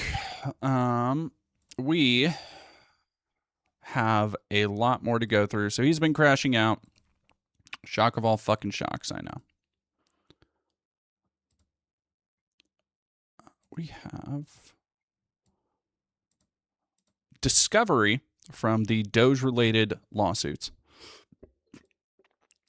And, oh boy. A Violet left, I'm almost positive. Yeah, I think we talked about it last time, how I'm relatively sure somebody in his cabinet said incursion and he heard excursion. I'm 90% sure because he does not the r/m to f thing, Persephone Paturia, no. I don't fuck with Reddit. I don't know what that is. I mean, like, I know what MTF is, but no, catch me up to speed. Well, hold on to that thought and then catch me up to speed because I need to run to the restroom, but I'll be right back.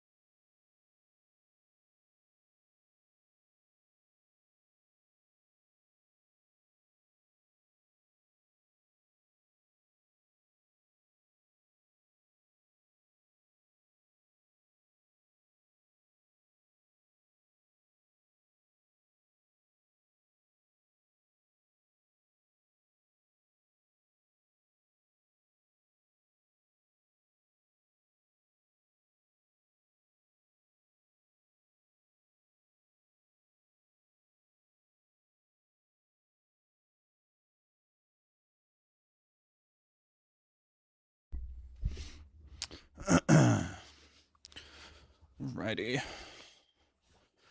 Ooh.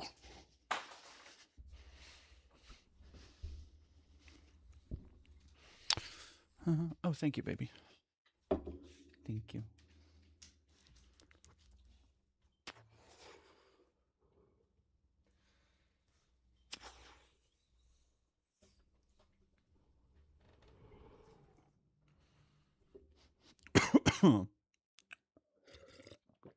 Scary pierogi, no need to flex. God, some of us are studying with no drugs. Couldn't be me, dog. That's why we puff lie. All right, Persephone Paturia. Let me go back up. All right, so a mod for subreddit got outed as a pedo, and Elon got a hold of the news.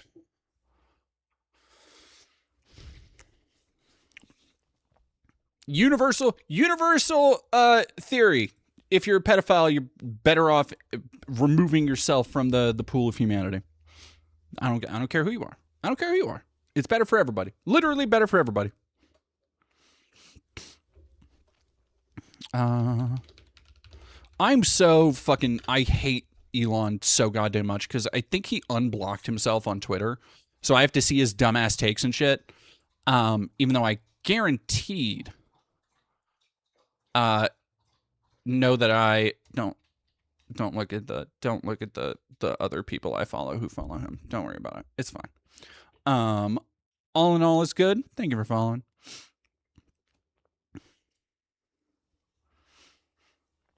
His shit has been so annoying. I read your Adler Nietzsche. You motherfucker. Mark Andreessen has never fucking read Nietzsche. Get the fuck out of here. Oh my God. It is true that, 100% true that great men and women of the past were not sitting around moaning about their feelings. I regret nothing more. Read your Nietzsche. Saying that Nietzsche, unless he's talking, which I suspect he's more talking about like great man theory and the idea of the Übermensch. But the idea that Nietzsche didn't spend any time bitching about his feelings and that is what made him great, or any association of all those ideas, I want to laugh in your fucking face, Mark Andreessen. Motherfucker has never read Thus Spake Zarathustra. I know that because if he did, he would understand. Let me give you let me give you a visual aid to help you understand. Here's the Sparks notes. Half of Thus Spake Zarathustra is pretty good. It's solid. The other half, this is what Nietzsche's doing. Just the entire rest of the book. The idea that he wasn't bitching and moaning about stuff that bothered him, dog, you haven't read that fucking book.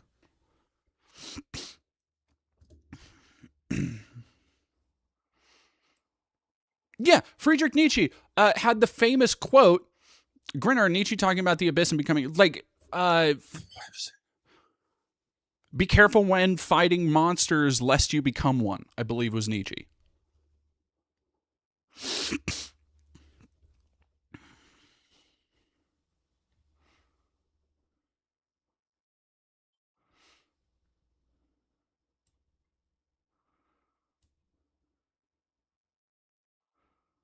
Transguoral, DD kind of new to this community, but I wanted to share. I yelled at my representative for lying about APAC. Let me know if you want to see the video. Absolutely. Thank you so much. If you want, send that to me. I don't have like Twitch whispers or anything up, but if you want, send that to me on Twitter, and I probably won't get to it tonight, but I'll probably try and throw it in the thing for the next stream. Oh, there we go. Thank you. Insta. Stop it. There we go. No, you're all good. I just got the link. There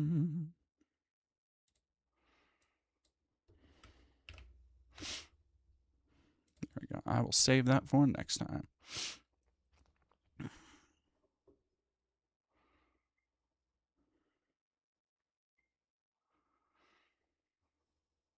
It's just, I don't know. I wax poetic and purple prose my way out of the beginning of this stream, but it really does.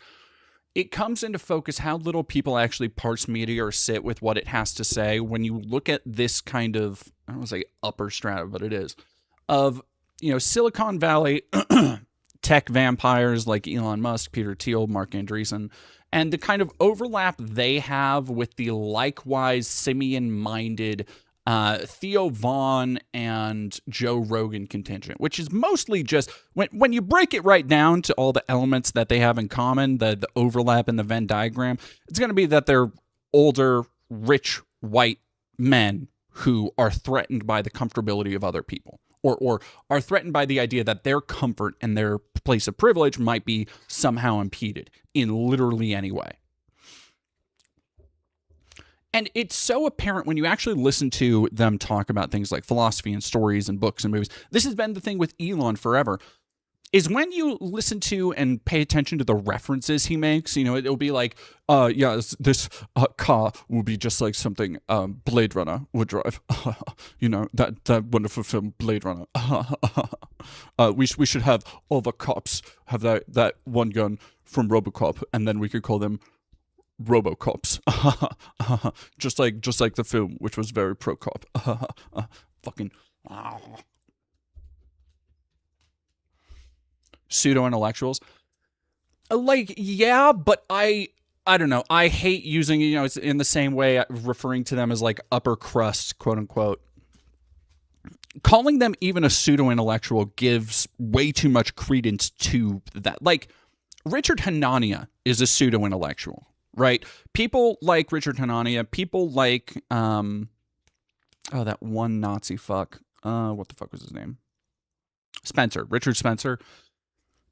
Which, it's not, I don't think it's an accident that both of those people have tried to rebrand themselves as being more liberal and centrist since being ostracized for being Nazis, because they're actually canny operators who understand that their place in the kind of ideological landscape.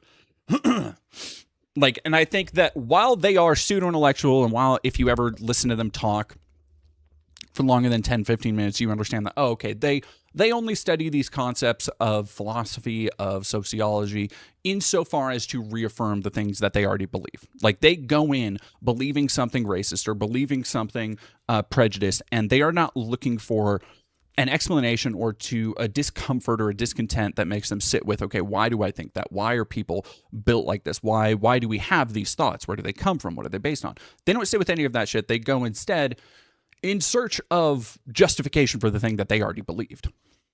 But there is still an element of intellectual rigor, of comprehension, understanding there, versus what you see with this kind of new tech bro coalition, this rough assortment of people who have all kind of congealed online, who will just, like, even if they read books, they won't it's this like, 5 things every dude has to read. If you want to like live that Chad Maxing lifestyle, bro, you gotta read Marcus Aurelius and fucking The Art of War.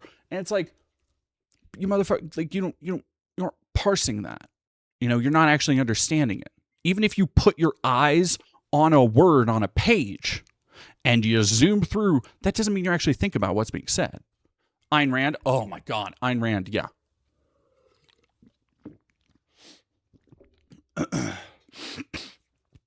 Excuse me. Dadboy VOC, it's almost easier to just accept that they are capable of appreciating the aesthetic, but not the actual content / implication of the work. Yeah, I think that's a broad, like, way to kind of sum it up. Oh yeah, the Great Visitor. Elon Musk can read something and retain absolutely nothing of it. Any updates on the Peter Thiel doomsday cult? Heads up, the Art of War has no pictures.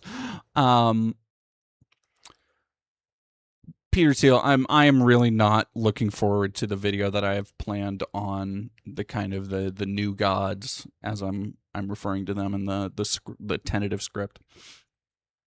Peter Thiel, Mark Andreessen is one of them.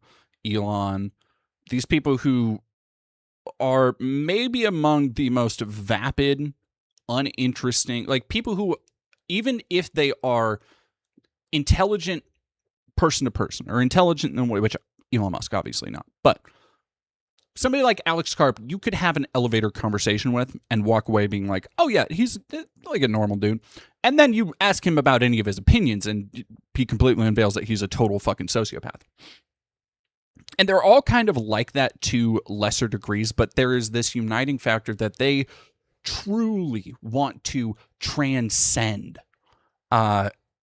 their human abilities. That the biggest impediment to them actually achieving something worthwhile, doing, like, having more concentrated resource allocation than ever in human history, more wealth among fewer people than ever, and their primary concern isn't how to in turn use that for the betterment of everybody. It's ultimately how they can become immortalized, how they can hold on to it forever, how they can have this power forever.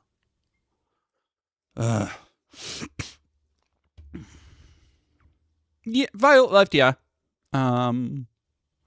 It's not pseudo-intellectualism. It's being platformed because this is a country that measures worth of a person and idea first and foremost by that person's capital. Yeah. And the potential capital of what they're peddling, because the worth of their words are measured through those purely capitalistic lenses. They buy into their own intellectual worth. Yeah. No, it is the fallacy that, like, oh, just because somebody is a billionaire, obviously, because we are told that we live in a meritocracy, obviously they have either done such a good job at being an incredibly hard worker. You know, it's when people talk about like Jeff Bezos started Amazon in his garage and fucking, you know, whatever the fuck. And then you actually look into it, it's like, no, he had more money than most of us had in loans and payments from his parents. And you go back in time and it, like, man, it sure turns out that all of these people, from Steve Jobs to Zuckerberg to Bezos to fucking Elon Musk, have a history of not just like outright abusive behavior, but manipulating, lying, and fucking people behind the scenes over. And it comes down to the way that the truth of the ruthlessness, the inherent ruthlessness of capitalism and what it takes to get to those positions, the way it gets sanitized, repackaged, and resold so that, you know, everybody on those meme pages will just keep reposting and being like, this is, if you feel bad about your hustle mindset, just remember Elon Musk didn't sell PayPal till he was 35 or whatever the fuck. And that's how the system reinforces itself, by selling you the idea that these people, not only are they really intelligent, but if you are really intelligent too, you will also work hard as a mindless worker drone. And even though that's not what they did, you're going to be able to break through and stay on that grind set. One day you'll be rich just like them if you are smart enough and work hard enough. And it's so incredibly fucking exhausting.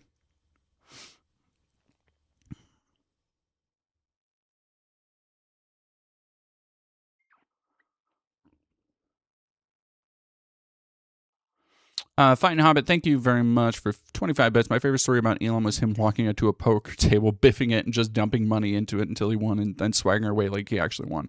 Showing that whole table his entire ass that night. Not once do you think that story makes him look like anything other than a massive ding-dong. I am glad he is out of the public spotlight at least a little bit more, but Jesus fucking Christ. It gave him all the attention that he's ever wanted, and he's still hollow. He's still very much not a happy person. Oh, Persephone Paturia. That's fucking so vile.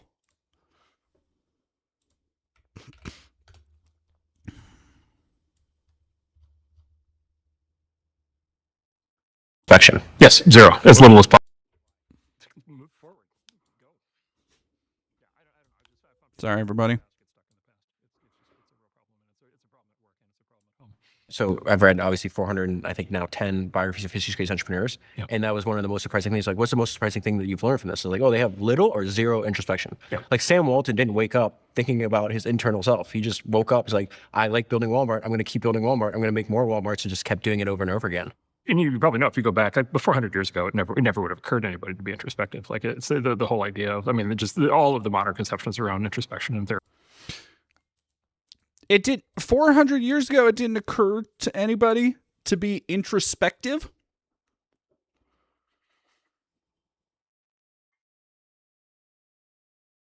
See, this is the shit I talk about.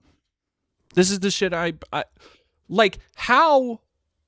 This is the cat, by the way, who was just talking about how these people obviously aren't reading their Nietzsche enough. Fucking egg-headed ass doof. And all the things that kind of result from that are, kind of manufactured in the 1910s, 1920s. Say more about that. Great men of history didn't sit around doing this stuff at any prior point, right? It's all a new construct. Why does he breathe like that? This is one of the most alien-coded adult humans I've ever seen. Every fucking sentence, he does this like double intake. Like when you watch what he's talking about, what he's doing. This is how all of his conversations go. Watch. You won't be able to unsee it now. I guarantee it. Whole idea of, I mean, just all of the modern conceptions around introspection and therapy and all the things that kind of result from that are, kind of manufactured in the 1910s, 1920s. Say more about that. Great men of history didn't sit around doing this stuff at any prior point, right? It's all a new construct. It was well, so take a shot every time he does that super inhale he does. You'll be dead by the end of the stream. Lowest Rain 224, thank you for $10. It's spring break, but my AMP teachers assigned us 2 proctored exams along with an already packed week of stuff. Quit my job early this week, so this is probably the only donation I can make for it, but I appreciate everything, and Lowest Rain, I wish you all the best luck. That kind of sucks. It's spring break. Like, that doesn't sound like fucking spring break. Yeah, okay. That sucks. I'm sorry about that, but also thank you very much for the dono. First Western civilization had to kind of invent the concept of the individual, right, which was like a new concept, several hundred years ago. And then, for a long time, it was, all right, the individual runs, right, and like does all these things and builds things and builds. No. I think there's something here. I think there is something here where he is. It's been Matt Walsh has been kind of crashing out lately because Matt Walsh is having cognitive dissonance over realizing that AI is inherently anti-human. Like it is anti-humanity, anti-art, anti-expression, yet is being fostered by primarily the conservative right wing, and he is constantly befuddled at this because he's like, well, no, because I from the left, it's they don't value anything with the soul, but obviously, like he'll go on and try and make these excuses for the interactivity of a soul with art and stuff, but much like this. It is this appeal to a wider argument using things that I'm sure they've read, maybe, but that lack of introspection, that lack of self-reflection. Like, you're telling me this guy doesn't have introspection, and then he's using that to justify, like, oh yeah, all these great men don't have it. It's this new woke modern invention, and then you hear him completely get something wrong about it. You're like, oh no, you do lack introspection. You cannot connect the dots on these things. You are seemingly incapable of understanding or comprehending it because of that. Because that is the final buffer. That's what's stopping you from connecting with this in a regular human way.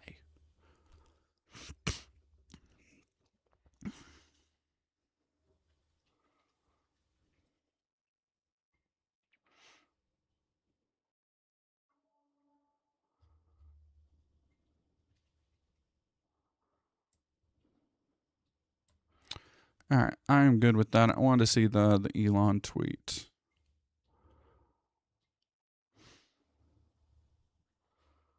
Oscars have become unwatchable.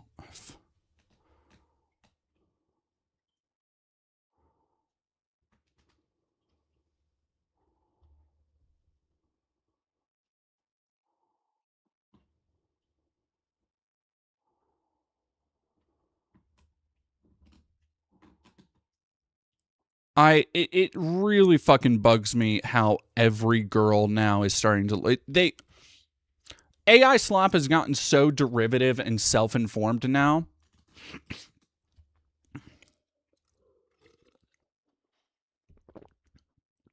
that like any video of Charlie Kirk looks way more handsome. I forgot what Charlie Kirk actually looked like. I saw a post that was actually unedited, not AI of him for the first time in God knows how long. And I was like, fuck, he is so ugly. Was past tense. Oh, Redux. Great. Fucking loathe Redux. Yeah, I don't really care to keep doing that. Adam M, thank you for subbing. Jay Kung, thank you for $2. Mark is a literal egghead. I forget how much of an egghead he actually is every time I actually watch him.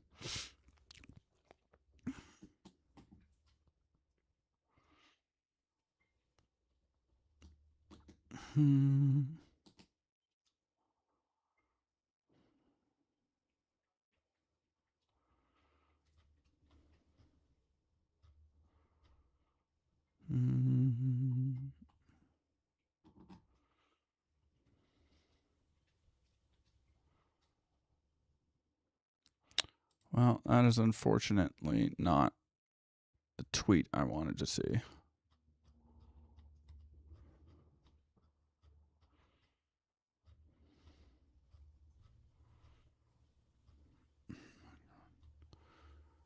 It's just nonstop motherfucking slop, dog.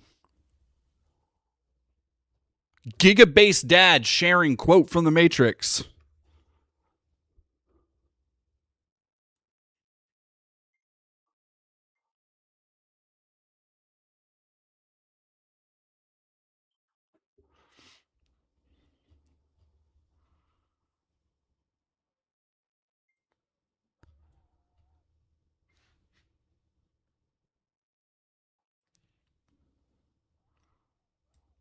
Oh, thank you, Future Sabrina, for 100 biddies. Oh no, a sable waving. I don't know what that means.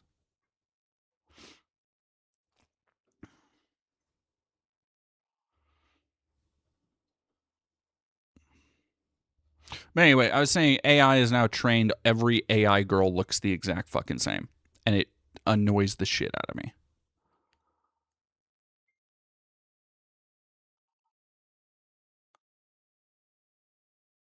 So fucking lame, dude. Like, just look at this dog shit.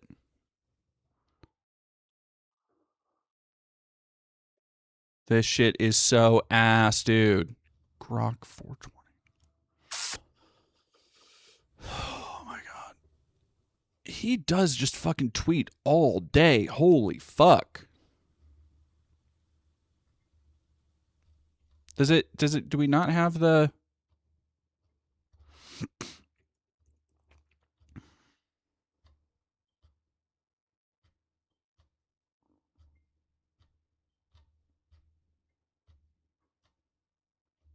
I already passed this, didn't I? Yeah, whatever. If he shared anti-trans shit, I'm not fucking surprised. Yeah, you gotta have you gotta have none, zero standards for honking it. If you honk it to AI porn, you are lower than a bug to me. Why did that make you laugh? Koa. I heard you laugh.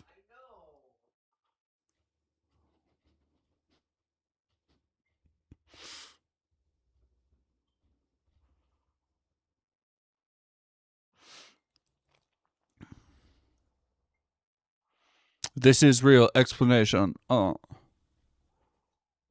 True. I fucking hate him so much. Where the fuck was it?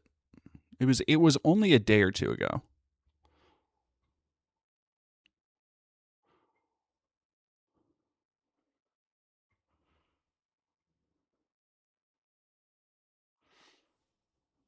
Oh, here we go. It happened yet again. That was it. That was it.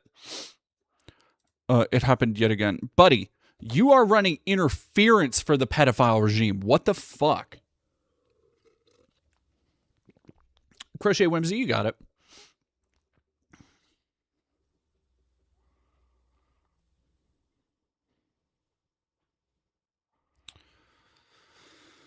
All right.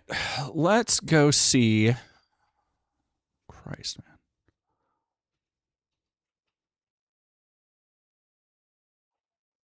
man. Motion for summary judgment filed in our lawsuit to restore the NEH.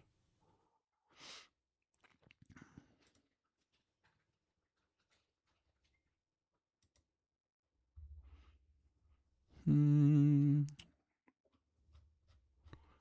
we not have... Oh, this is the whole... I want to watch the actual videos. Do we have the...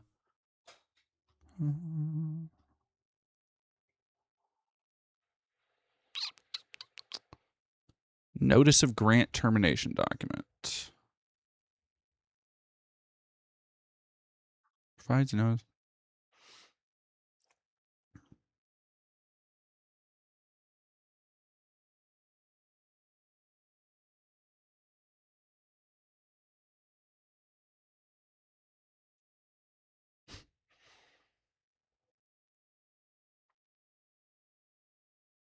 Like, god damn. Necessary to safeguard the interests of the federal government, including its fiscal priorities. The termination of your grant represents an urgent priority for the administration, and due to exceptional circumstances, adherence to the traditional notification process is not possible. Therefore, the NEH hereby terminates your grant in its entirety, effective April 1st. Like, first off, seriously? On April Fool's Day? Wait. This was sent April 2nd. Dog. This shit is awful.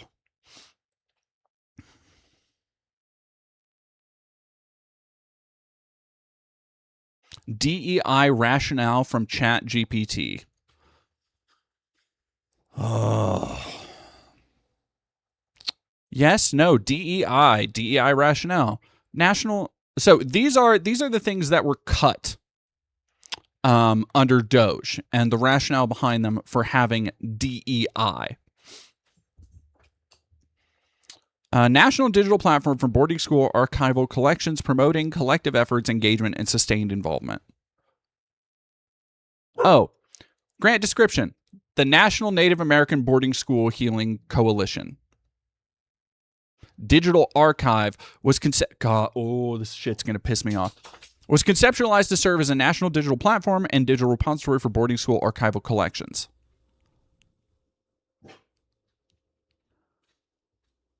Is this DEI? Yes. Why? This project aims to preserve and document endangered languages, Navajo and Lakota, to address the loss of linguistic and cultural knowledge.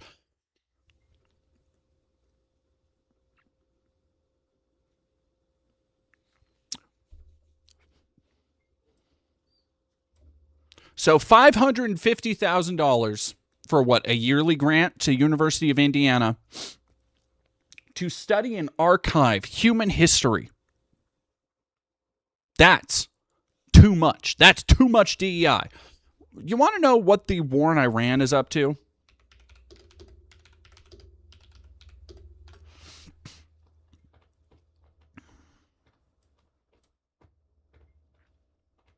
Three days ago, 11.3 billion.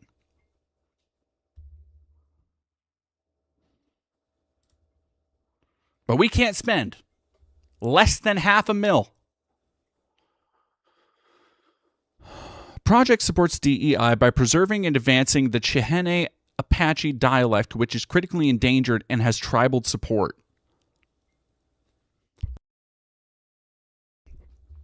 Canadian Goose, thank you for $10. Oh, by the way, did you hear the FCC is threatening to revoke licenses? Yep. Yeah, I've seen that. Trump literally threatened a journalist like to their face today with treason. So, Fighting Hobbit, just heads up, chat. This one gets rough. Keep that Mylanta ready because I got a rage also reading the testimonies from these water-headed rejects from White Lotus Central Casting. Thank you for 25 bits.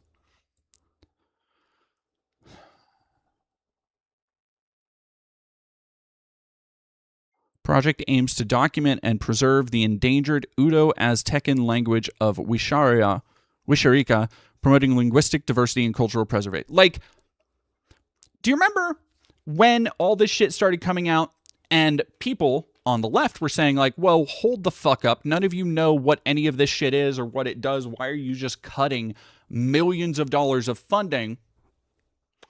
And we got a litany of professors, linguists, sociologists, anthropologists, people who dedicate their life to knowledge, understanding, study, education, documentation, who just got cut from all of their fucking jobs. And there was a lot of concern about, hey, what the fuck are we doing? And every conservative at the time was like, oh, this is just getting rid of DEI. This is just so that, like, I know there are people who naively, truly believed that DOGE was going to be cutting out pronouns and email signatures forever, instead of actively erasing and harming just society in general. We are worse off as people, as a human race, because of losing these efforts.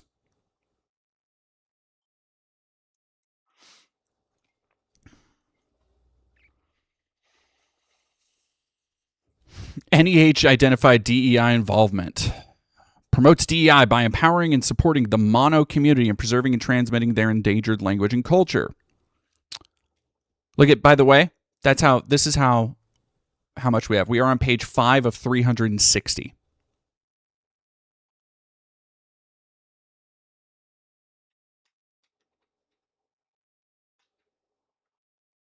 The American Film Institute aims to study the artistic contributions of women and people of color in early film, addressing diversity, equity, and inclusion in film history. They cut funding to the fucking Film Institute, dog.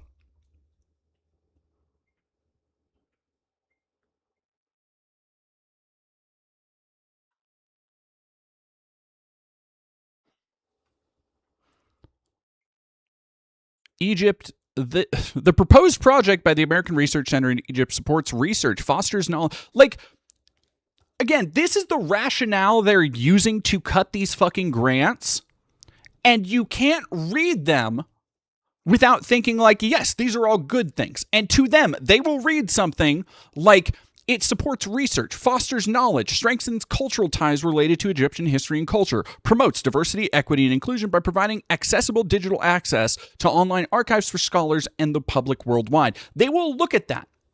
A universal exchange of knowledge, a good in any context, linking our past and present, and letting anybody be able to partake and study that exchange. And they will look at it and be like, yeah, this is not worth spending money on. Why are we spending money on this? Let's spend fucking $500 million, $1 billion more on Elon Musk's grunk motherfucking AI rape machine instead.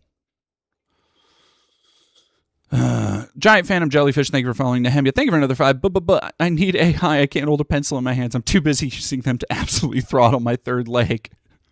I can't sploink my yoink any other way. Hey, baby. You better not be sploinking your yoink in there.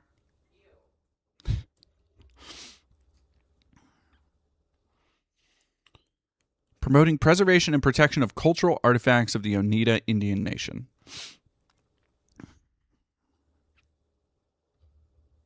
Let's just skip. Oh, I saw a Civil War. Contributes to DEI by uncovering diverse narratives and experiences of Civil War soldiers through the preservation and analysis of graffiti. Fucking, yeah, why not? Why wouldn't we want to know about that? That doesn't sound interesting. God. Let's go halfway. I just want to cut halfway through, see what we're still dealing with down here. So these are just random. Aims to increase Hispanic and Latino student retention.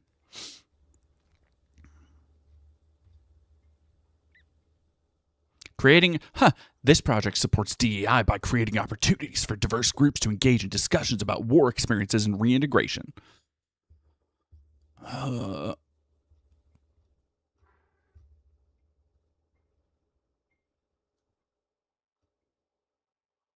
Meanwhile, motherfucking, like, other countries, meanwhile, have such robust systems of sponsoring art that, like, I'm pretty sure the government of France helped fund Expedition 33. Like, China's government helps fund its movie industry. It's like there's just no concept left of a public good or a greater good in American society. It is our poisonous fascination with the this abstracted individualism where you are apparently free to live without any kind of consequence except for all the disastrous consequences of your actions around you and affecting everybody else has led to this point where it's all just fucking crumbling.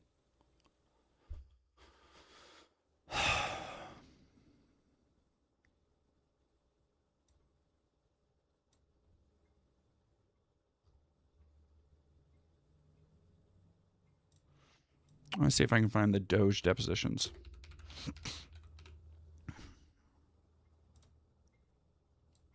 Thank you, No 101 for $5. My dad's an incel Trump guy, and will complain the government doesn't spend money on U.S. citizens, but then cheer for cuts towards the American people like this. Yeah, it's all tied together. Like, it is the greatest trick of capital is to get people to fight against the things that will help them.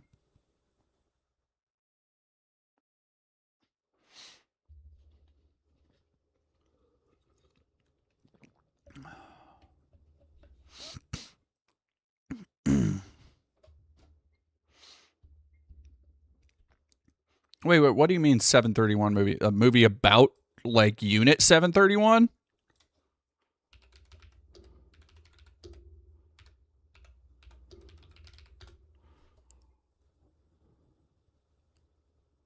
On digital, April 7th.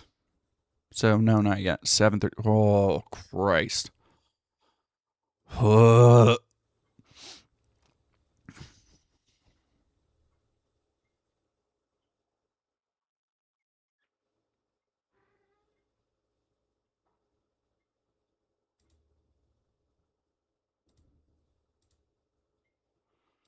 the fuck do you mean sign in to confirm I'm not a bot?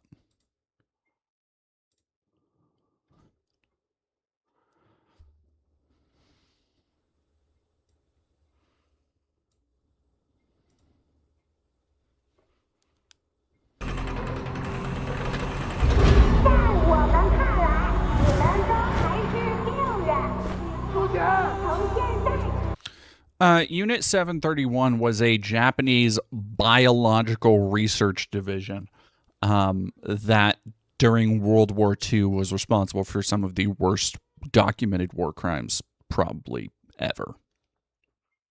Like, I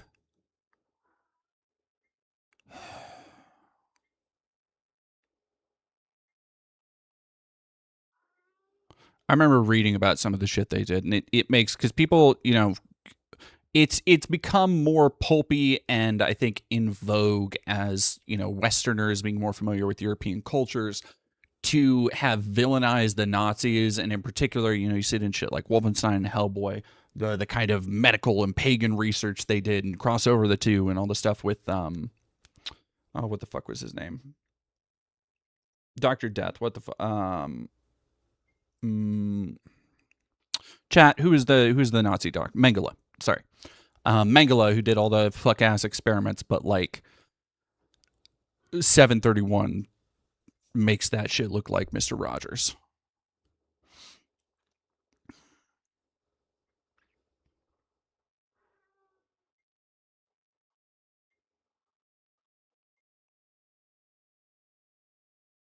DD give a warning, the trailer is brutal. Okay.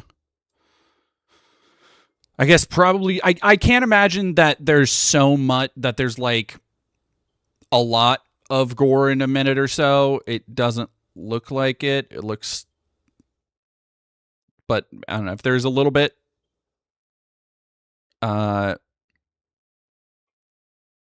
Trigger warning. 你们将接受严格的管理和改造。天皇亲善，食物宝贵，真正换取自由。你是靠装傻才活到现在的吗？看苗头也该轮到你我了。这里的人都相信健康换取自由。1003，你自由了。1230，你自由了。1008，你自由了。また使い切ったらまた取ればいいんだ。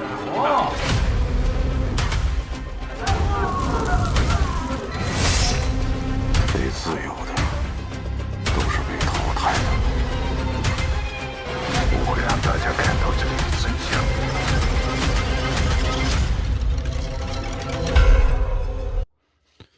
Jesus Christ.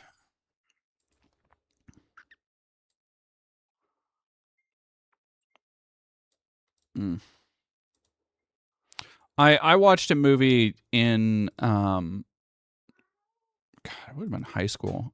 Just a brand. I didn't realize what it was at the time, but it introduced me to Unit 731 because I thought it was just a horror movie.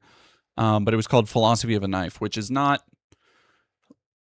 It's incredibly gratuitous. I can't recommend it because it's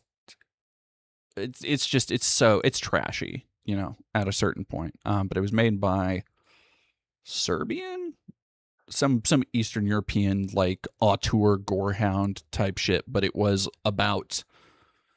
a very long-winded, very artsy, very gory interpretation of the story of Unit 731, and it was fucked. When is this coming out? Well, this was, I think it said April is when it'll be on streaming.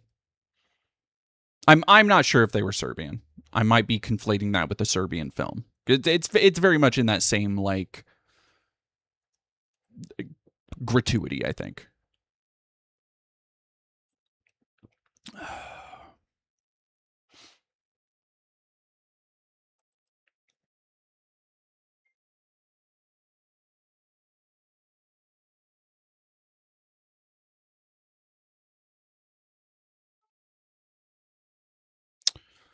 All right, I want to see.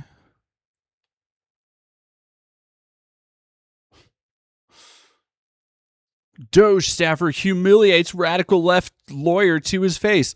If by a government lawyer you mean, dude, sure. Does anybody have a link to like the full deposition videos?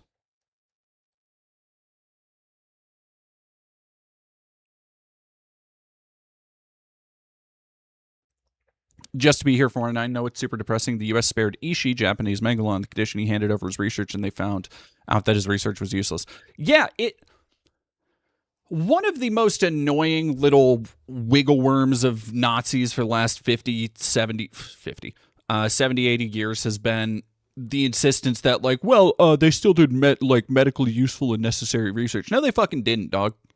None of their medical research was worth a goddamn. Like, oh, they're fucking stitch two people who were twins together and stab one and another screams. Wow, fucking no shit, ding. Like, ugh.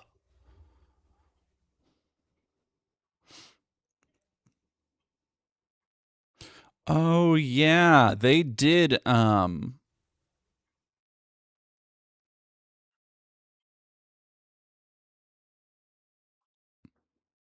I think they were taking those down.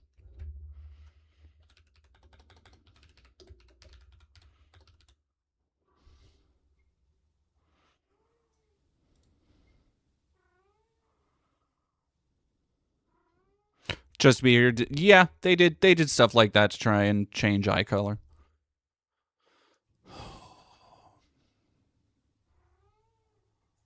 Oh, there we go. A judge orders them taken down.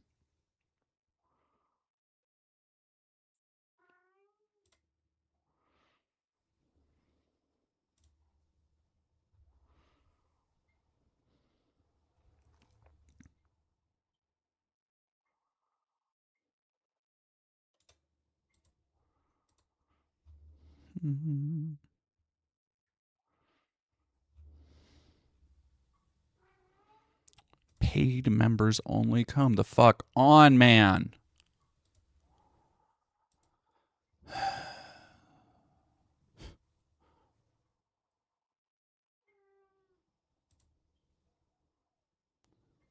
Okay, I think this is one of them.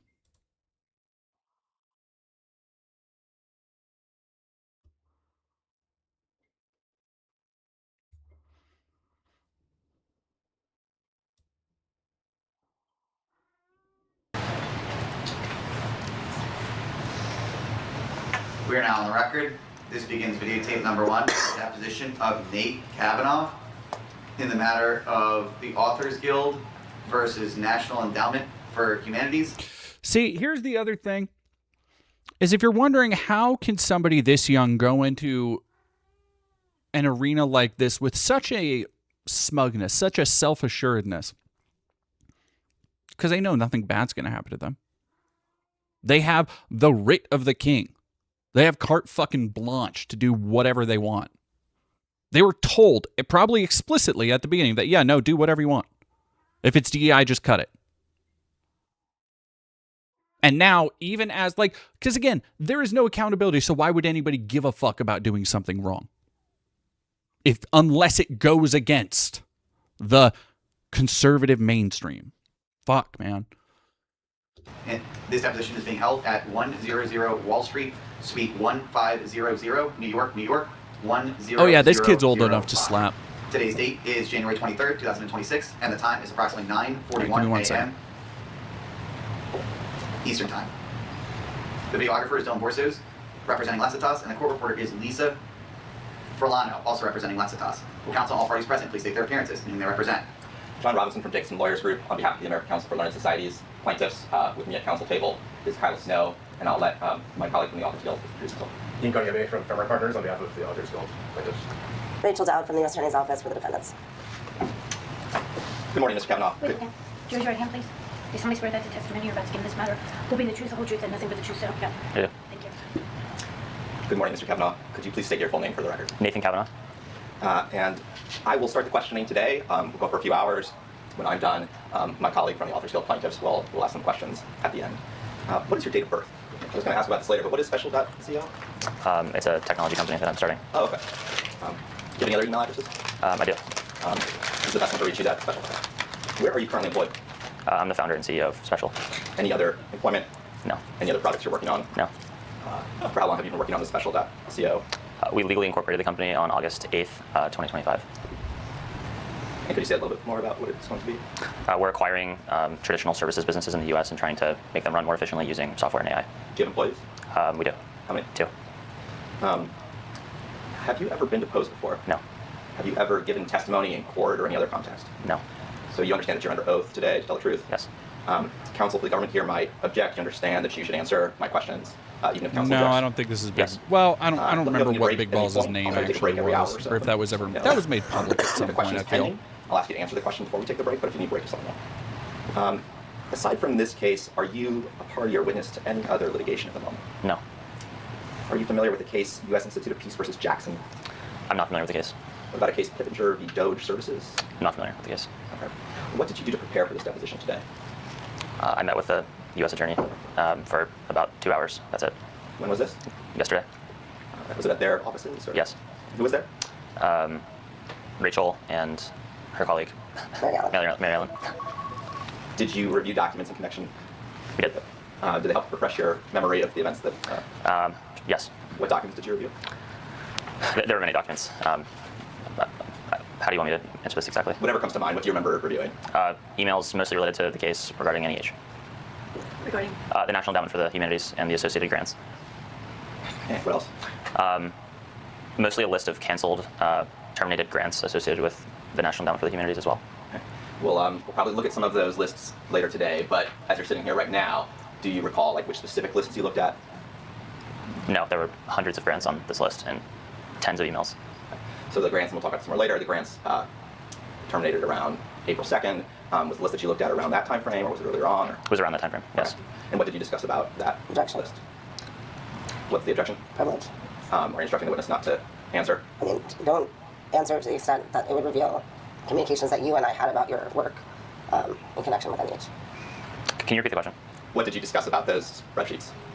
The rationale for which certain grants were terminated. Okay. What other documents did you review? I don't recall any others besides what I've already told you around emails.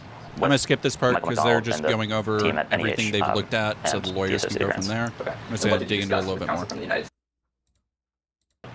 He's the CEO of the Boring Company. Okay. Of the what company? The Boring Company. And approximately when did Mr. Davis contact you? I was introduced to Steve January 2nd of 2025, approximately. Who introduced you to him? A gentleman named Barish Akis. Do you know how to spell that? Baris Akis. What's his background? He runs a venture capital fund in Silicon Valley called Human Capital. And how did you know him? I was introduced to him through a mutual investor connection in Silicon Valley. Who was that? Vinay Haramath. Could you spell that, please? VINAYHIREMATH. Okay. And did I hear you correctly that Mr. Davis was the recruiter, the DOGE recruiter who contacted? He was not a recruiter for the DOGE team. I was introduced to him because he was a senior DOGE official, and he was the one that offered me a position on the team. Okay. Was there a recruiter? Barish would have been informally the recruiter. Got it. So when Barish called you, what did he say? We discussed my background, my interest for wanting to join DOGE, standard interview questions around my background in technology, finance, etc., and then subsequently introduced me to Steve as a second interview. Had you expressed some interest before then to anyone about wanting to join the administration or DOGE? Not the administration specifically, but DOGE generally, yes. Okay. When did you do that? I don't recall, frankly. I've always had an interest in government and politics, so this was a natural time to join, given the focus on technology and finance. Okay. You said that you expressed, though, that you had some interest in joining DOGE. I expressed to the DOGE team that I had interest in joining. But how did Barish know to contact you that you might be interested in this? Because Vinay and I had a relationship, and we were talking about the DOGE opportunity and that it was being formed. He recommended that I speak to Barish about potentially joining. Got it. So did you and Vinay meet after the election? Talk about that, we did meet after the election, boarded with GSA, for example, or the US Service. Yeah. But presumably there were many.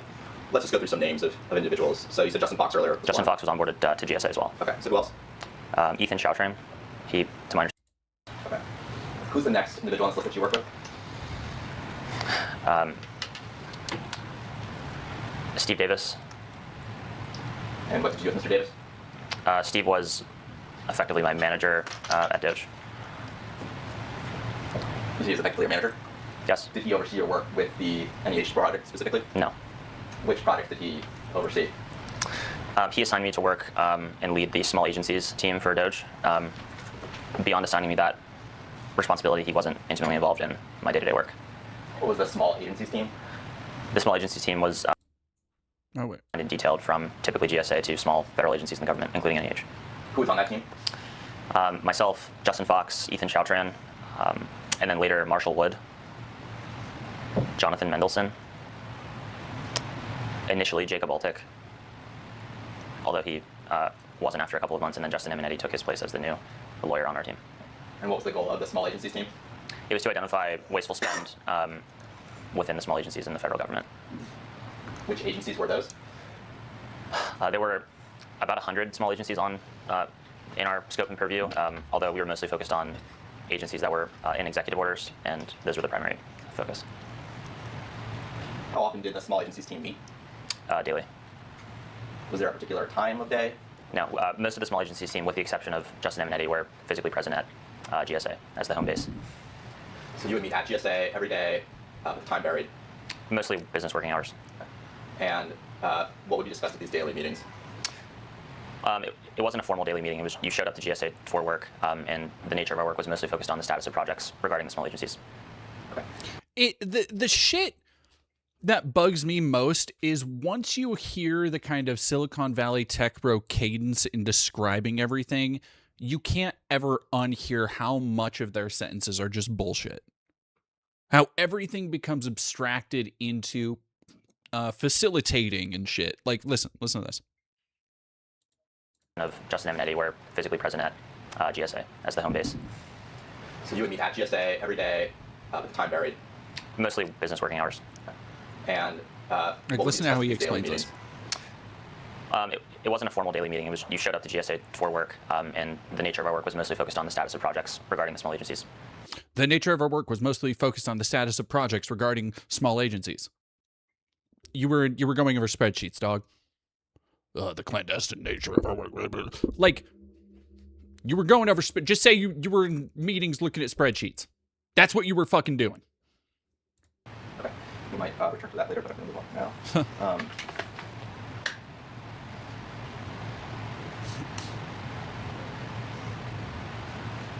I think we can take our. No, we're still going through. So about and the GSA employees affiliated with DOGE. Was there anyone else working as part of the DOGE team? Similarly, the agency team leads were providing updates. Elon was mostly listening and then would ask follow-up questions with respect to the update being provided. Do you remember any of those questions that he had? No.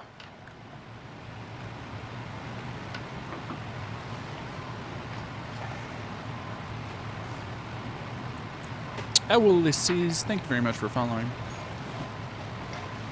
Did you receive any training before joining the DOGE team? No.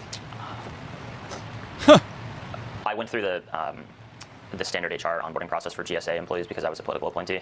So in that context, yes, not specifically for DOGE. So no. I'll call it HR training. So no. Substantive training. You didn't go through any substantive training before you joined DOGE? Correct.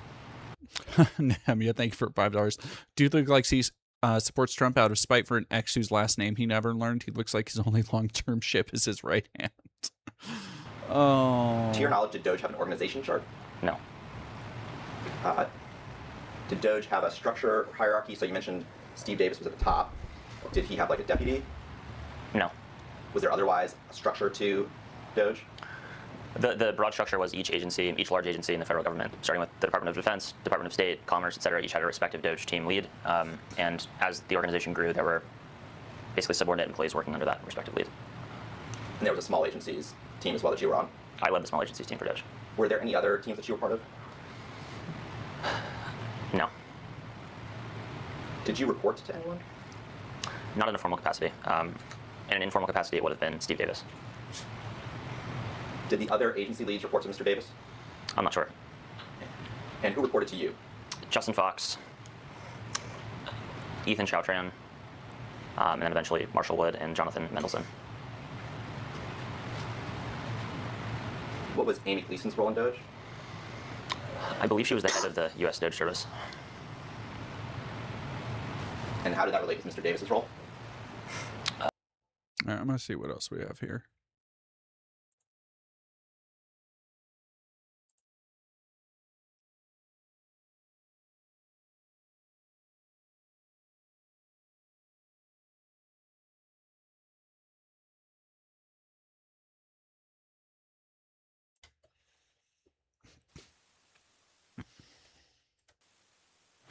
Time's 4:32 p.m. Speakers Media 6 on the record. Hi there. I think we were looking at Exhibit 12. This is US 0000161154. Great, thanks. And if you could go back to the first tab on this document called NEH Grants, in parentheses, JF, close parentheses. Yep. And maybe zoom out a bit so that we can see more of the document. Thanks. And then to the right. Or excuse me, scroll to the left. No, Argru, I don't know if we're going to get to tech tone today. Okay, so Justin, again, these are what you're testifying that you and Nate put together in the lead up to your initial meeting with Mr. Wolfson and Mr. McDonald? Yes. Okay. Did you actually show Mr. Wolfson and Mr. McDonald this list? No. Why not? We didn't get to it, frankly. We said that we could show them. They said, great, we've actually been doing the same thing. We should send you the work that we've been doing as a team. Okay. So you never gave this to Mr. Wolfson or Mr. McDonald? Not that I remember. No, yeah, this guy looks like Cillian Murphy. Somebody had to make a wax figure of Cillian Murphy by memory. Okay.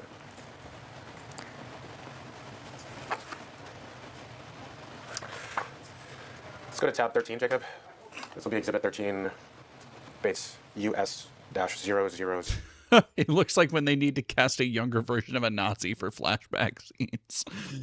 Oh, man. Johnny Viral, no, Dee. Well, we will get to the tech tone thing on Wednesday for sure if we don't get to it today. 00063326.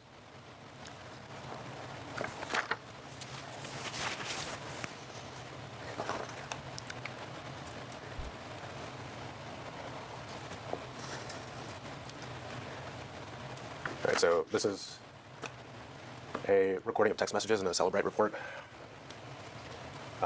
It's just an image of text on a phone. This appears to be a conversation between, well, can we zoom in, Jacob, just so we could see? Yeah, there we go. That's perfect. So there are two phone numbers in the top left. 120248066696. Was that a phone number, to your understanding, that was affiliated with Michael McDonald? Yes. Okay. And then there's a number +17712109025. Do you understand that to be your government phone number? I think so. Okay. So in the first text on the right side, there's a bubble. And if you could zoom in a bit more, Jacob, to that gray bubble.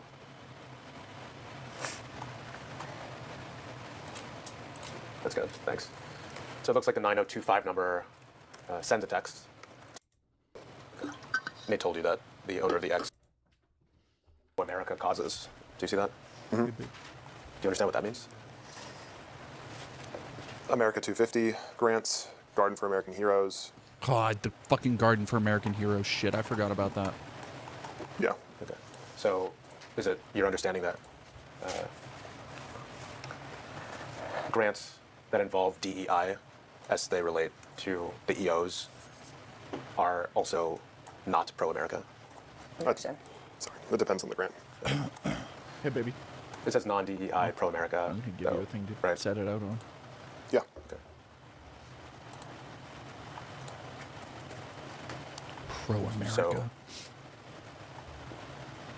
I guess my question is, could a grant be DEI and pro-America? That depends on the grant. Okay.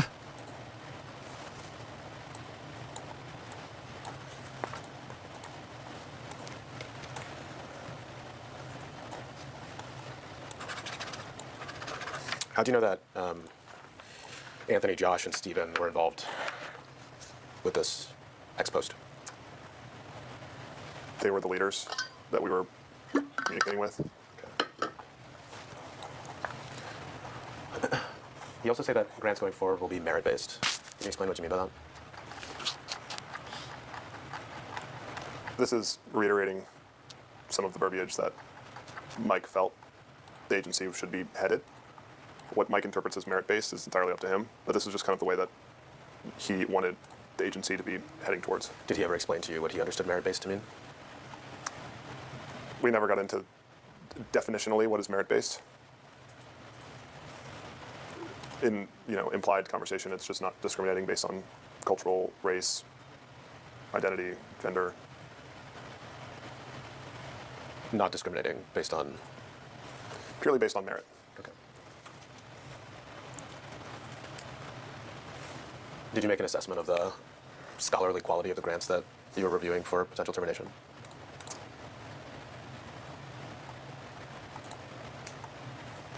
We were only looking at it from the view of the EOs, whether it was related to DEI in any way or wasteful, non-critical, etc. Okay. So, if you came across, strike that, did you ever come across a grant during your time at NEH that you flagged as DEI, and then you did an additional assessment as to whether it was also pro-America? No. Like look, we just looked at the shit they were cutting. It was stuff that it has nothing to do with being anti-American or espousing any leftism. It was archival, historical, sociological shit, intellectual shit. Which I guess at this point, honestly, that might as well be fucking anti-American. Nehemiah, thank you for another 5. He looks like his dad grounded him for playing croquet wrong. Looks like if Stephen Miller lost a tissue after George. He does. He does have those dead Stephen Miller eyes. I've been trying to put my finger on it. Lost a tissue after jorking it and ended up gestating.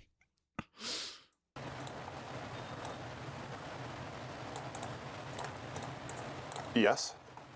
There were a few grants that, for example, may have been promoting a specific race within an American Veterans Initiative.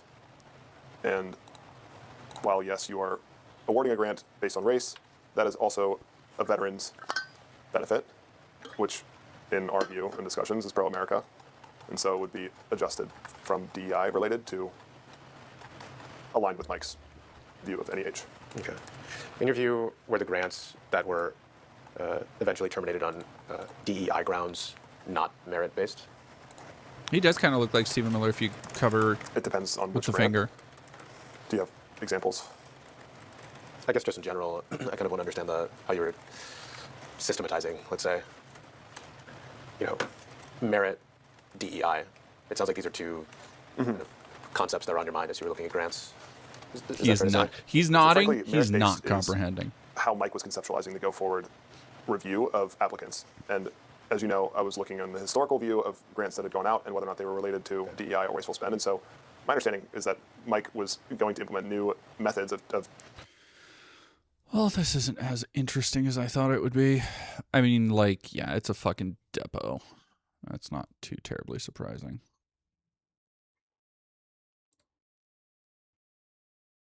The time is 3. If, by the way, this is what happens every time, except when I'm going through, like, if you've ever seen me go to legal documents or open depositions and court filings and shit for video essays I've looked into, imagine this, but you can't, like, move around and you have to pay attention to every word for quotes and stuff, because that's what going through depositions just is.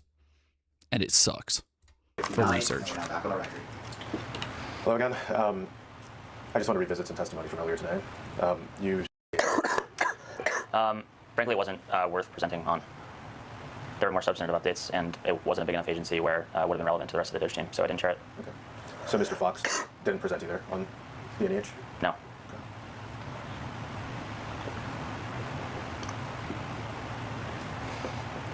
How often would Mr. Musk show up at these meetings?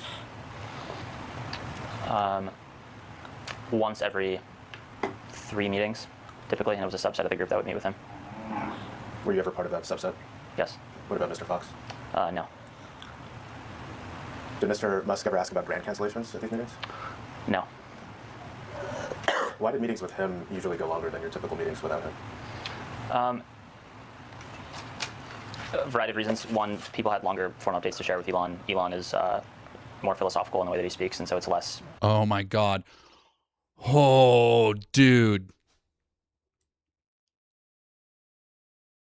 Imagine having to sit there and listen to Elon Musk wax philosophical. Oh, I can't even like his to be a fucking fly on the wall as he's talking about, like, yes, it's like, it's just like from that classic movie you've seen the Mad Max. Yes, of course. And it's very much like, have you seen this movie? It's very art house. It's very obscure. You probably haven't heard of Blade Runner. It's about a man named Blade Runner, and it's very good. It addresses this. I read all about it on a top 10 list of most philosophical science fiction movies. It's quite good. Like, I can't fucking imagine if he's just sitting there reciting memes and jokes from movies back to people. Because that's what I fucking guarantee it is. The idea of him, like, that is a motherfucker who is always trying to make shit about himself. He is always, I still think of, what was it, around inauguration of him, like, fucking around with some forks and spoons and shit high off his ass on Ket. And somebody was recording him and being like, wow, what a genius. What a brilliant mind. What's he doing? He's creating this kind of device out of, like he was fucking MacGyvering an invention out of forks right there. When no, the motherfucker, he just does shit for attention. He has always been that kid that just does shit for attention. And so when you have him surrounded by a bunch of like-minded sycophants, of course they're going to be like, wow, oh wow, Elon, he's so philosophical. The idea of Elon,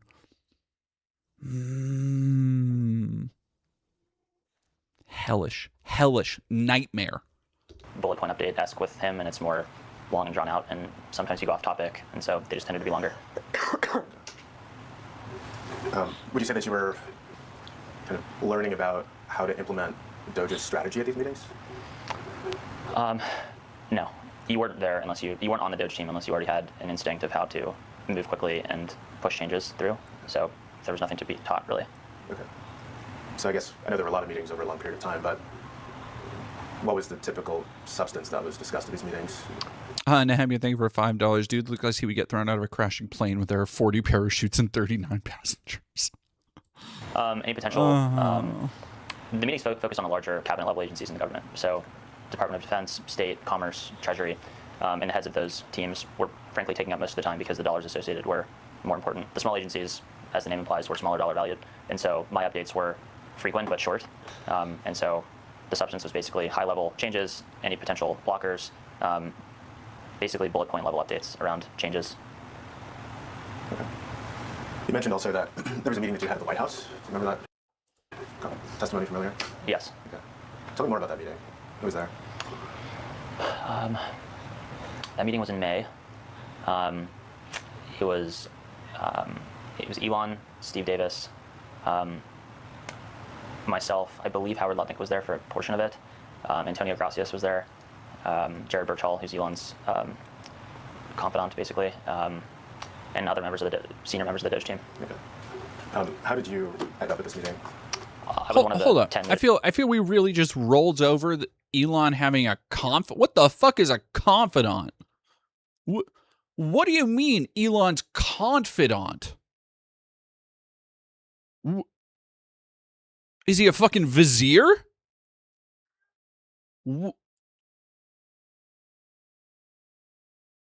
I don't... That's such a weird way to say it. Of a team at DOGE, so anyone that was effectively viewed as a leader was invited, and so that was why I was there. Okay. Who were the other leaders at DOGE? By that point, it changed over the course of time because people came and left and so forth. Yeah, that makes sense. At the time of this meeting, who were the other 10 leaders? The ones I listed, plus Edward Korstein was there. He was working on the Treasury. He wasn't our lead for the Treasury, but he was working on work at the Treasury. I got feed miss really quick. Aram Moganasi, who worked at Social Security. Wait. Jamie Sullivan, who was at OPM.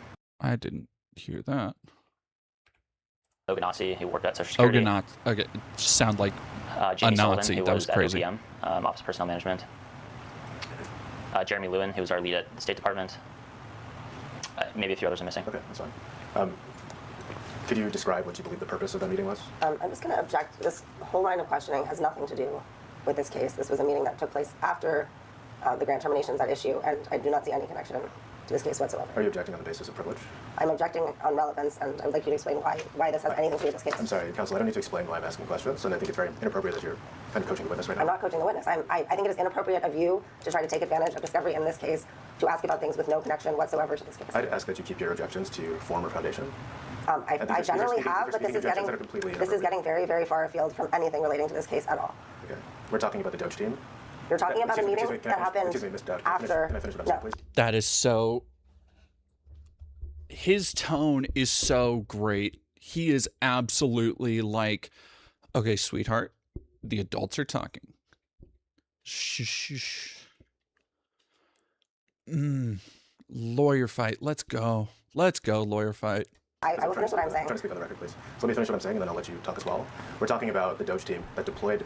Unfortunately, I have already depicted you as the frantic and panicking government lawyer, and myself as the deposing lawyer, the cool, calm, and collected deposing lawyer, dog walking the fucking Doge kid. Nehemiah, thank you for another 5. Dude looks like he considers himself an expert film critic because he watches Cinema Sins and Mahler. Oh, absolutely. Certain individuals to various agencies. One of them was NEH, and I'm trying to understand the strategy of DOGE, the function of DOGE, the org chart of DOGE, which is all relevant to the case, as you know, and as the judge has said several times. So I'm going to continue my questioning. If you have objections, again, I'd ask that you keep them to former foundation and not give speaking objections. That is not what you are asking about currently. There may be privileges implicated. I don't know, because this is not a topic we have discussed, given that it has nothing whatsoever to do with this case. Okay. Thank you for raising your objection. Again, I am allowed to speak, and you are not allowed to tell me I'm not allowed to speak. You cannot raise speaking objections. We both know that is... Well, you can't ask questions that are not questions, but you've done that many, many times today, so... Okay. I just want to get it on the record that counsel is coaching the witness. I'm speaking to you. I'm not saying anything to the witness or instructing him not to answer or anything like that. Okay. I'm putting on the record that this line of questioning is irrelevant, and I do not think that it is appropriate for you to use this deposition to ask about things with nothing to do with this case. Things that you don't think have to do with the case, but I'll digress. It's okay. I understand your point. That you are unable to articulate as relating to this case because you're not asking about the structure. This is incredible. You continue to coach the witness. Please keep your objections to former information. I will say what I think is appropriate, and you will not tell me not to say things. Okay, thank you. Let's get back to the questioning, if we can. That has to be so uncomfortable. That has to be like watching mom and dad fight. That's fucking... That's good shit, honestly. Are you going to answer the questions here? Can you repeat it? Yeah, sure. Can you repeat the last question that I asked the witness, please?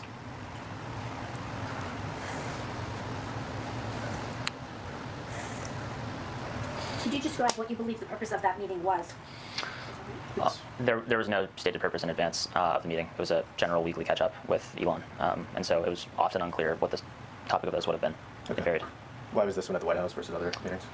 Because the White House is connected to the Eisenhower building, and the weekly meetings with Elon would either have taken place in the White House or in the Eisenhower building. Okay.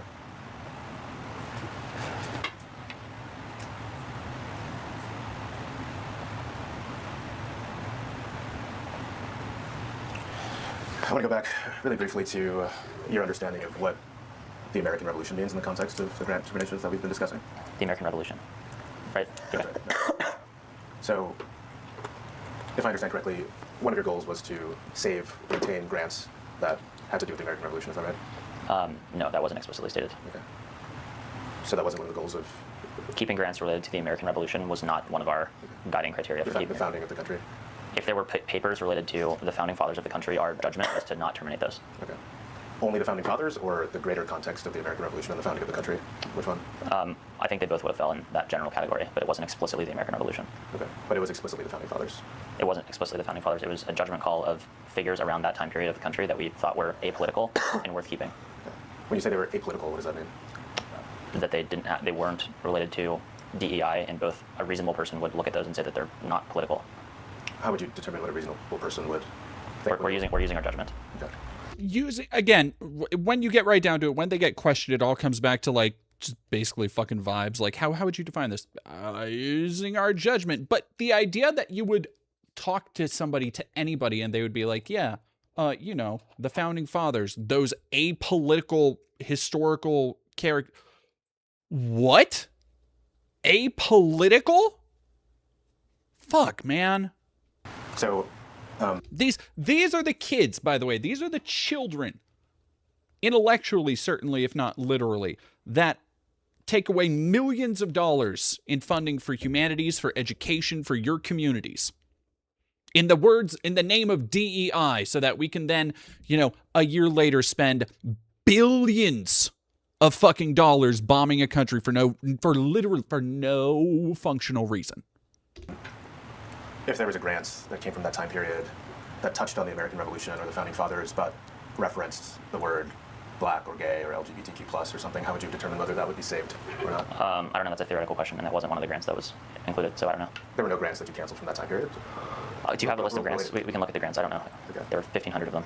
I guess I'm asking you just kind of... If you have a question about a specific grant, I'm happy to ask how we would have treated it. Meredith Navin, thank you for $5. Terrible joke for you, DT. My wife said that quilts are better than duvets. I think she should avoid making such blanket statements. I was hoping to hear a laugh from Co-op, but that didn't happen. Right, so if I give you an example of a grant, can you tell me how you would perceive whether that grant... Sure. Is it an actual grant from NIH? Well, I'll have to let you know. Oh, we might have a guess. If there's a grant, let's say, about, let's say, a black person during the founding of the country, and it said black or people of color in the description, would that grant be flagged for review based on the usage of the term black or person of color? No, I wouldn't have. Okay. How were you otherwise finding grants that were DEI? Was it not through certain terms, certain words? You would search DEI, DEIA, equity, inclusion, BIPOC. BIPOC. Nahamia, thank you for another 5. Dude looks like he lost his internship at Timcast because he was considered too much. He looks like a teacher's pet at a Nazi youth camp. That one's good. That's a good one. LGBTQ, LGBTQ+, etc. Okay. So there was a grant that was canceled that was, the description was 40 acres in the American Revolution, stories of independence and servitude, planning of exhibits and public programs exploring the lives of the enslaved and prisoners of war at the 40 acres farmstead in Hadley, Massachusetts during the American Revolutionary period. Is there something in that description that would flag DEI for you? Objection. Can you read it again? Sure. 40 acres in the American Revolution, stories of independence and servitude, planning of exhibits and public programs exploring the lives of the enslaved and prisoners of war at the 40 acres farmstead in Hadley, Massachusetts during the American Revolutionary period. No, there's nothing in there that would strike me as DEI. So why do you think this was flagged as DEI? Wait, as EA or DEI? What was your last thing you said? What? As DEI. Okay, sorry. What was your question? Why do you think it was flagged? Why idiot? was this grant canceled, but other grants that related to the founding of the country not canceled? I think we discussed this. Maybe we didn't. The only criteria that we used was not just DEI. It was DEI plus our judgment about wasteful spend. Right. We had a broad mandate to reduce the amount of grants that were outlaid at NEH, and that was not one of the priorities that the administration cited as important. So it was cut, not on the basis of DEI, on the basis of being unnecessary and wasteful. But you were promoting the founding of the country. Senna Grells, thank you for $5, bro. Looks like his father bailed him out of charges he caught at a frat party. Yeah. They don't, I wouldn't trust, I hope everybody in their orbit is smart enough to recognize that you shouldn't trust drinks without lids around these people. Right. Objection. We were promoting the founding of the country. No, that's not what we were doing. Okay, I guess it appears to me, and tell me if I'm wrong, but one of the goals of your work was to preserve grants that were about, as you said, the founding fathers, the American Revolution. Is that a main coup? I didn't say the American Revolution. You said the American Revolution. So let's actually figure out exactly what you meant by this. What exactly, in this context of the American Revolution, the founding fathers, what exactly were you trying to preserve, and the DOGE team trying to preserve? Objection. So first of all, Mike, McDonald, and Adam had a view of what should be kept and what should be cut. Their view initially was that papers relating to George Washington, John Adams, et cetera, were important enough to keep. That's not to say that every grant related to the founding of the country and every grant relating to the American Revolution fell into that bucket. Those are ones that they specifically flagged as important enough to keep. In addition to that, there was an entire bucket around the America 250 initiative, the Garden of Heroes Museum, that were in addition to the ones I just mentioned. There were probably 30 or so that I think your colleague flagged before. So that's not to say we were to keep every single grant related to the founding of the country. There were just some that they advised that they wanted to keep. So. Okay. So it sounds like there was some type of priority reserved for grants that had to do with the founding, as opposed to grants that did not have anything to do with the founding of the country. That's, I think, generally right. Okay, great. And the grant that I just read had something to do with the founding of the country, and it was terminated, in your view. Why? You'll have to ask Justin. I actually don't know. Okay. There was a grant about a German theologian that was kept. Okay. Had very little to do with the founding of the country. Why do you imagine a grant like that would be kept? Can you Objection. Can you read the description again, please? I don't have the description in front of me, but... Well, I can't comment on it unless I have the full context. Okay, but is there a reason that a German theologian would be, a grant about a German theologian would be kept? I need more context on the grant, to be honest, but on the surface, I said, my gut says we should have cut that one too. Okay. See, when they're held, their feet are held to the fire, it's going to come down to and be like, oh yeah, no, we probably should have done that one, or oh yeah, no, that was probably... But then when you actually call out the pattern of like, yeah, why a German theologian? Because that enforces Western values, and I'm sure some of these Groiper-coded fucks were like, yeah, no, it'll be way more based, and we'll cut, funding for all this other dumb bullshit. Oh...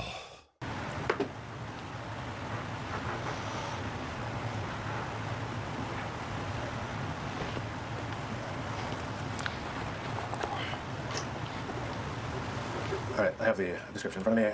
I'll read it for you really quickly, and then we can move on. So, the description is preparation for print publication of an English translation of volumes 4, 5, and 6 of the lectures and shorter works of the German theologian Karl Barth from 1886 to 1968. Yeah, we definitely should have got that one. I don't know why it was missed. You'll have to ask Justin.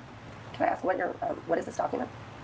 I'm reading the description of the grant. In what document? It's in all the documents that have the grant description. Can you just give me a base number of a document?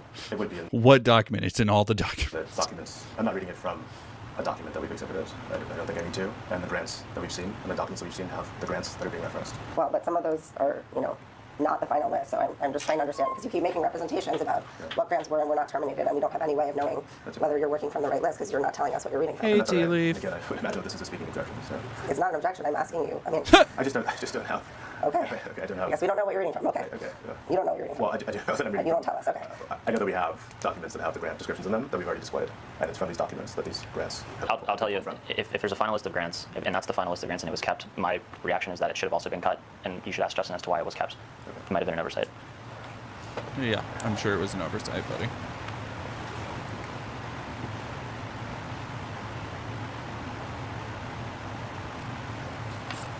Confirm that what you're reading from is actually on the final list. Do I think it's acceptable there are oversights? No, I don't.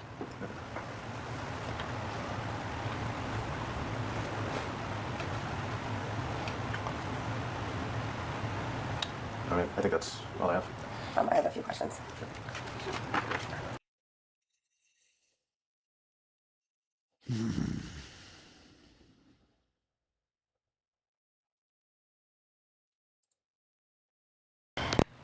The time is 3. And you said that no one ever voiced a concern to you explicitly. Did someone explicitly voice a concern to someone else? About what? About using inaudibly service for government work. Did somebody ever tell somebody else that this could be? I wouldn't have been privy to the conversation. Fair enough. When you said when you kind of said explicitly, what did you mean by explicitly? El Salve, thank you for hours. He looks like a rejected femboy member that failed to get a femboy sub BF, so he later decided to become the sub BF for that frat brotherhood. I think that might be a little bit of your. I'm going to say there's a little bit of editorializing going on there. El Salve. Thank you very much. Meredith, thank you for another $5. YouTube won't let me send the joke via super chat, so you have to read my next post because it will let me send it as a normal chat. It's funny. Okay. How many Freudian analysts does it take to screw in a light bulb? 2. One to screw in the bulb and the other to hold the penis. Ladder. That's cute. No, it's funny. Nobody told me that would have been an issue to Signal. And you weren't privy to any other conversations within the agency about that being a concern? No. And you noted that you talked to Mr. Fox about this lawsuit at some point. Is that right? That's right. Okay. When did you talk to Mr. Fox about the lawsuit? I don't recall the exact date, actually. It would have been a few weeks ago. And the context was basically that we're both being having that position, and that was the extent of the conversation. Okay. How did you talk to him? We were actually in person together working in New York. We work in the same office for the same company, so it was in person, actually. Okay, I think I'll come back to this in a minute, but I wanted to take a step back. So we talked about this way at the beginning, but you worked for FlowFi, is that how you pronounce it? Flow Finance. Flow Finance and Brainbase before coming to the government for work? Yes. Okay. Any other jobs? I don't believe so. Okay. How much were you making at Flow Finance? My salary was probably $250,000 a year. Okay.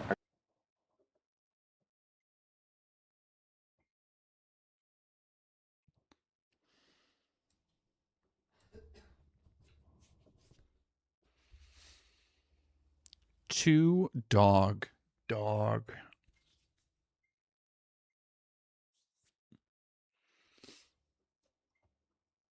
Look, I in the grand scheme of things, I know it's not like $1 billion or even $1 million, but $200,000 a year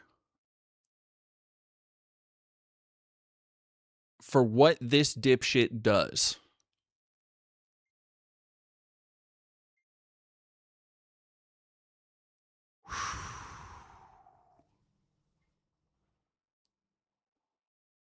That's 4 times what you make. That's more than 4 times what I make.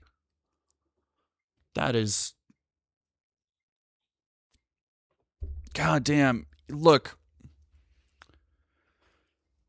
bad shit is bad, but it fucking pays being evil, dude. Ugh.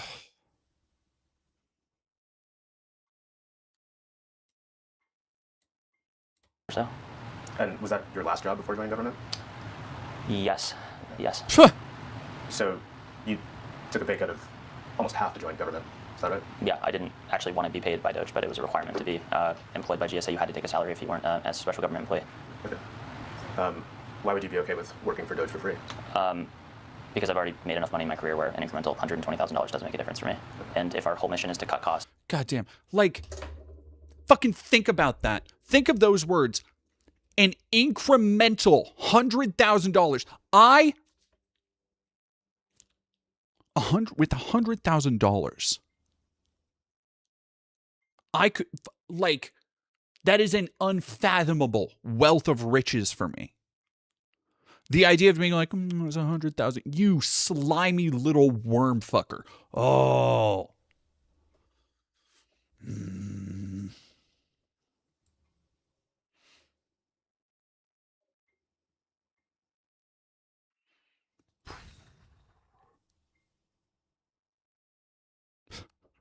Brutus Magazine, thank you for $5. He looks like he calls strippers mother, and they warn each other not to be alone with him.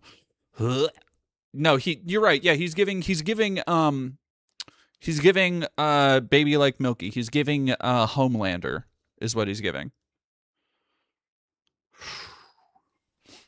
It felt a little bit strange to be taking a salary from the government. Okay, so would you say that you were willing to take that salary cut because of some sort of mission alignment based on federal deficit reduction? Yes. Okay. Any other reason that you'd take such an extraordinary pay cut? It's not that extraordinary to me, frankly. Sure. So, I mean, okay, I guess I would say. Again, just the idea of being like, yeah, it's not that extraordinary to me to not have 100 grand just kicking about because I make so much money. Like I have been for months now, because I'm trying to pay off debt and get ready for Koa and I to move this year. And so I have been calculating and trying to navigate and maneuver and balance work and all this shit. It's why I've been putting out more videos, more shorts, to continue expanding, to do more sponsorships and all this stuff so I can pay off debt and save up a little to actually have a cushion to move somewhere. And the idea of all of that stuff that I am working and so many others are working so hard to pay off and work towards, and it's just nothing to these people. Like it is quite literally nothing. They do not understand the tangible reality that we all inhabit. Elysium Wolf, thank you for subscribing.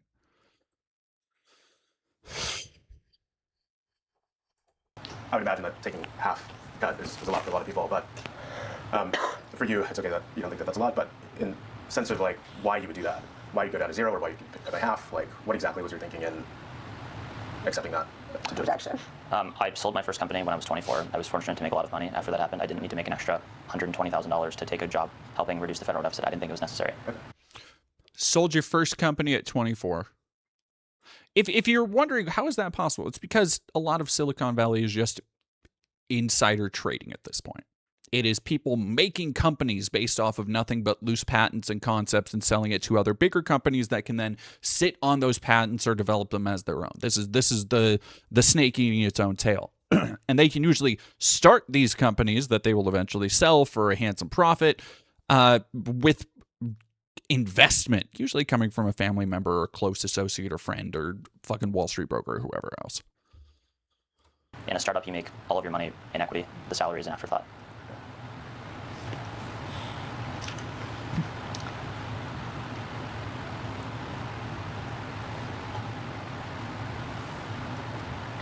So, what's your understanding of who Steve Davis was employed by? Alrighty, chat. I have to get going. I have a engagement for tonight. Thank you very much for sitting with me through this. We're going to have some stream highlights coming up soon, talking about, if you missed last stream, the incredibly important story of what happened, the legal precedent being sent for the Prairie Hill protesters. I don't know why I keep saying Prairie Hill. Prairie land protesters. Who would we like to go? You know what? Yeah, let's go say hi to another small LGBTQ streamer. We'd love to support them out here. It seems like we got a couple people up and running. Maple Takes is up and at 'em. Bob Vids and Connor Eats Pants, but we're going to go say hi to Luther. Thank you all very, very much for being here, and I hope you all have a wonderful rest of your night. We will be back on Wednesday. Nicotine. Is Nicotine streaming?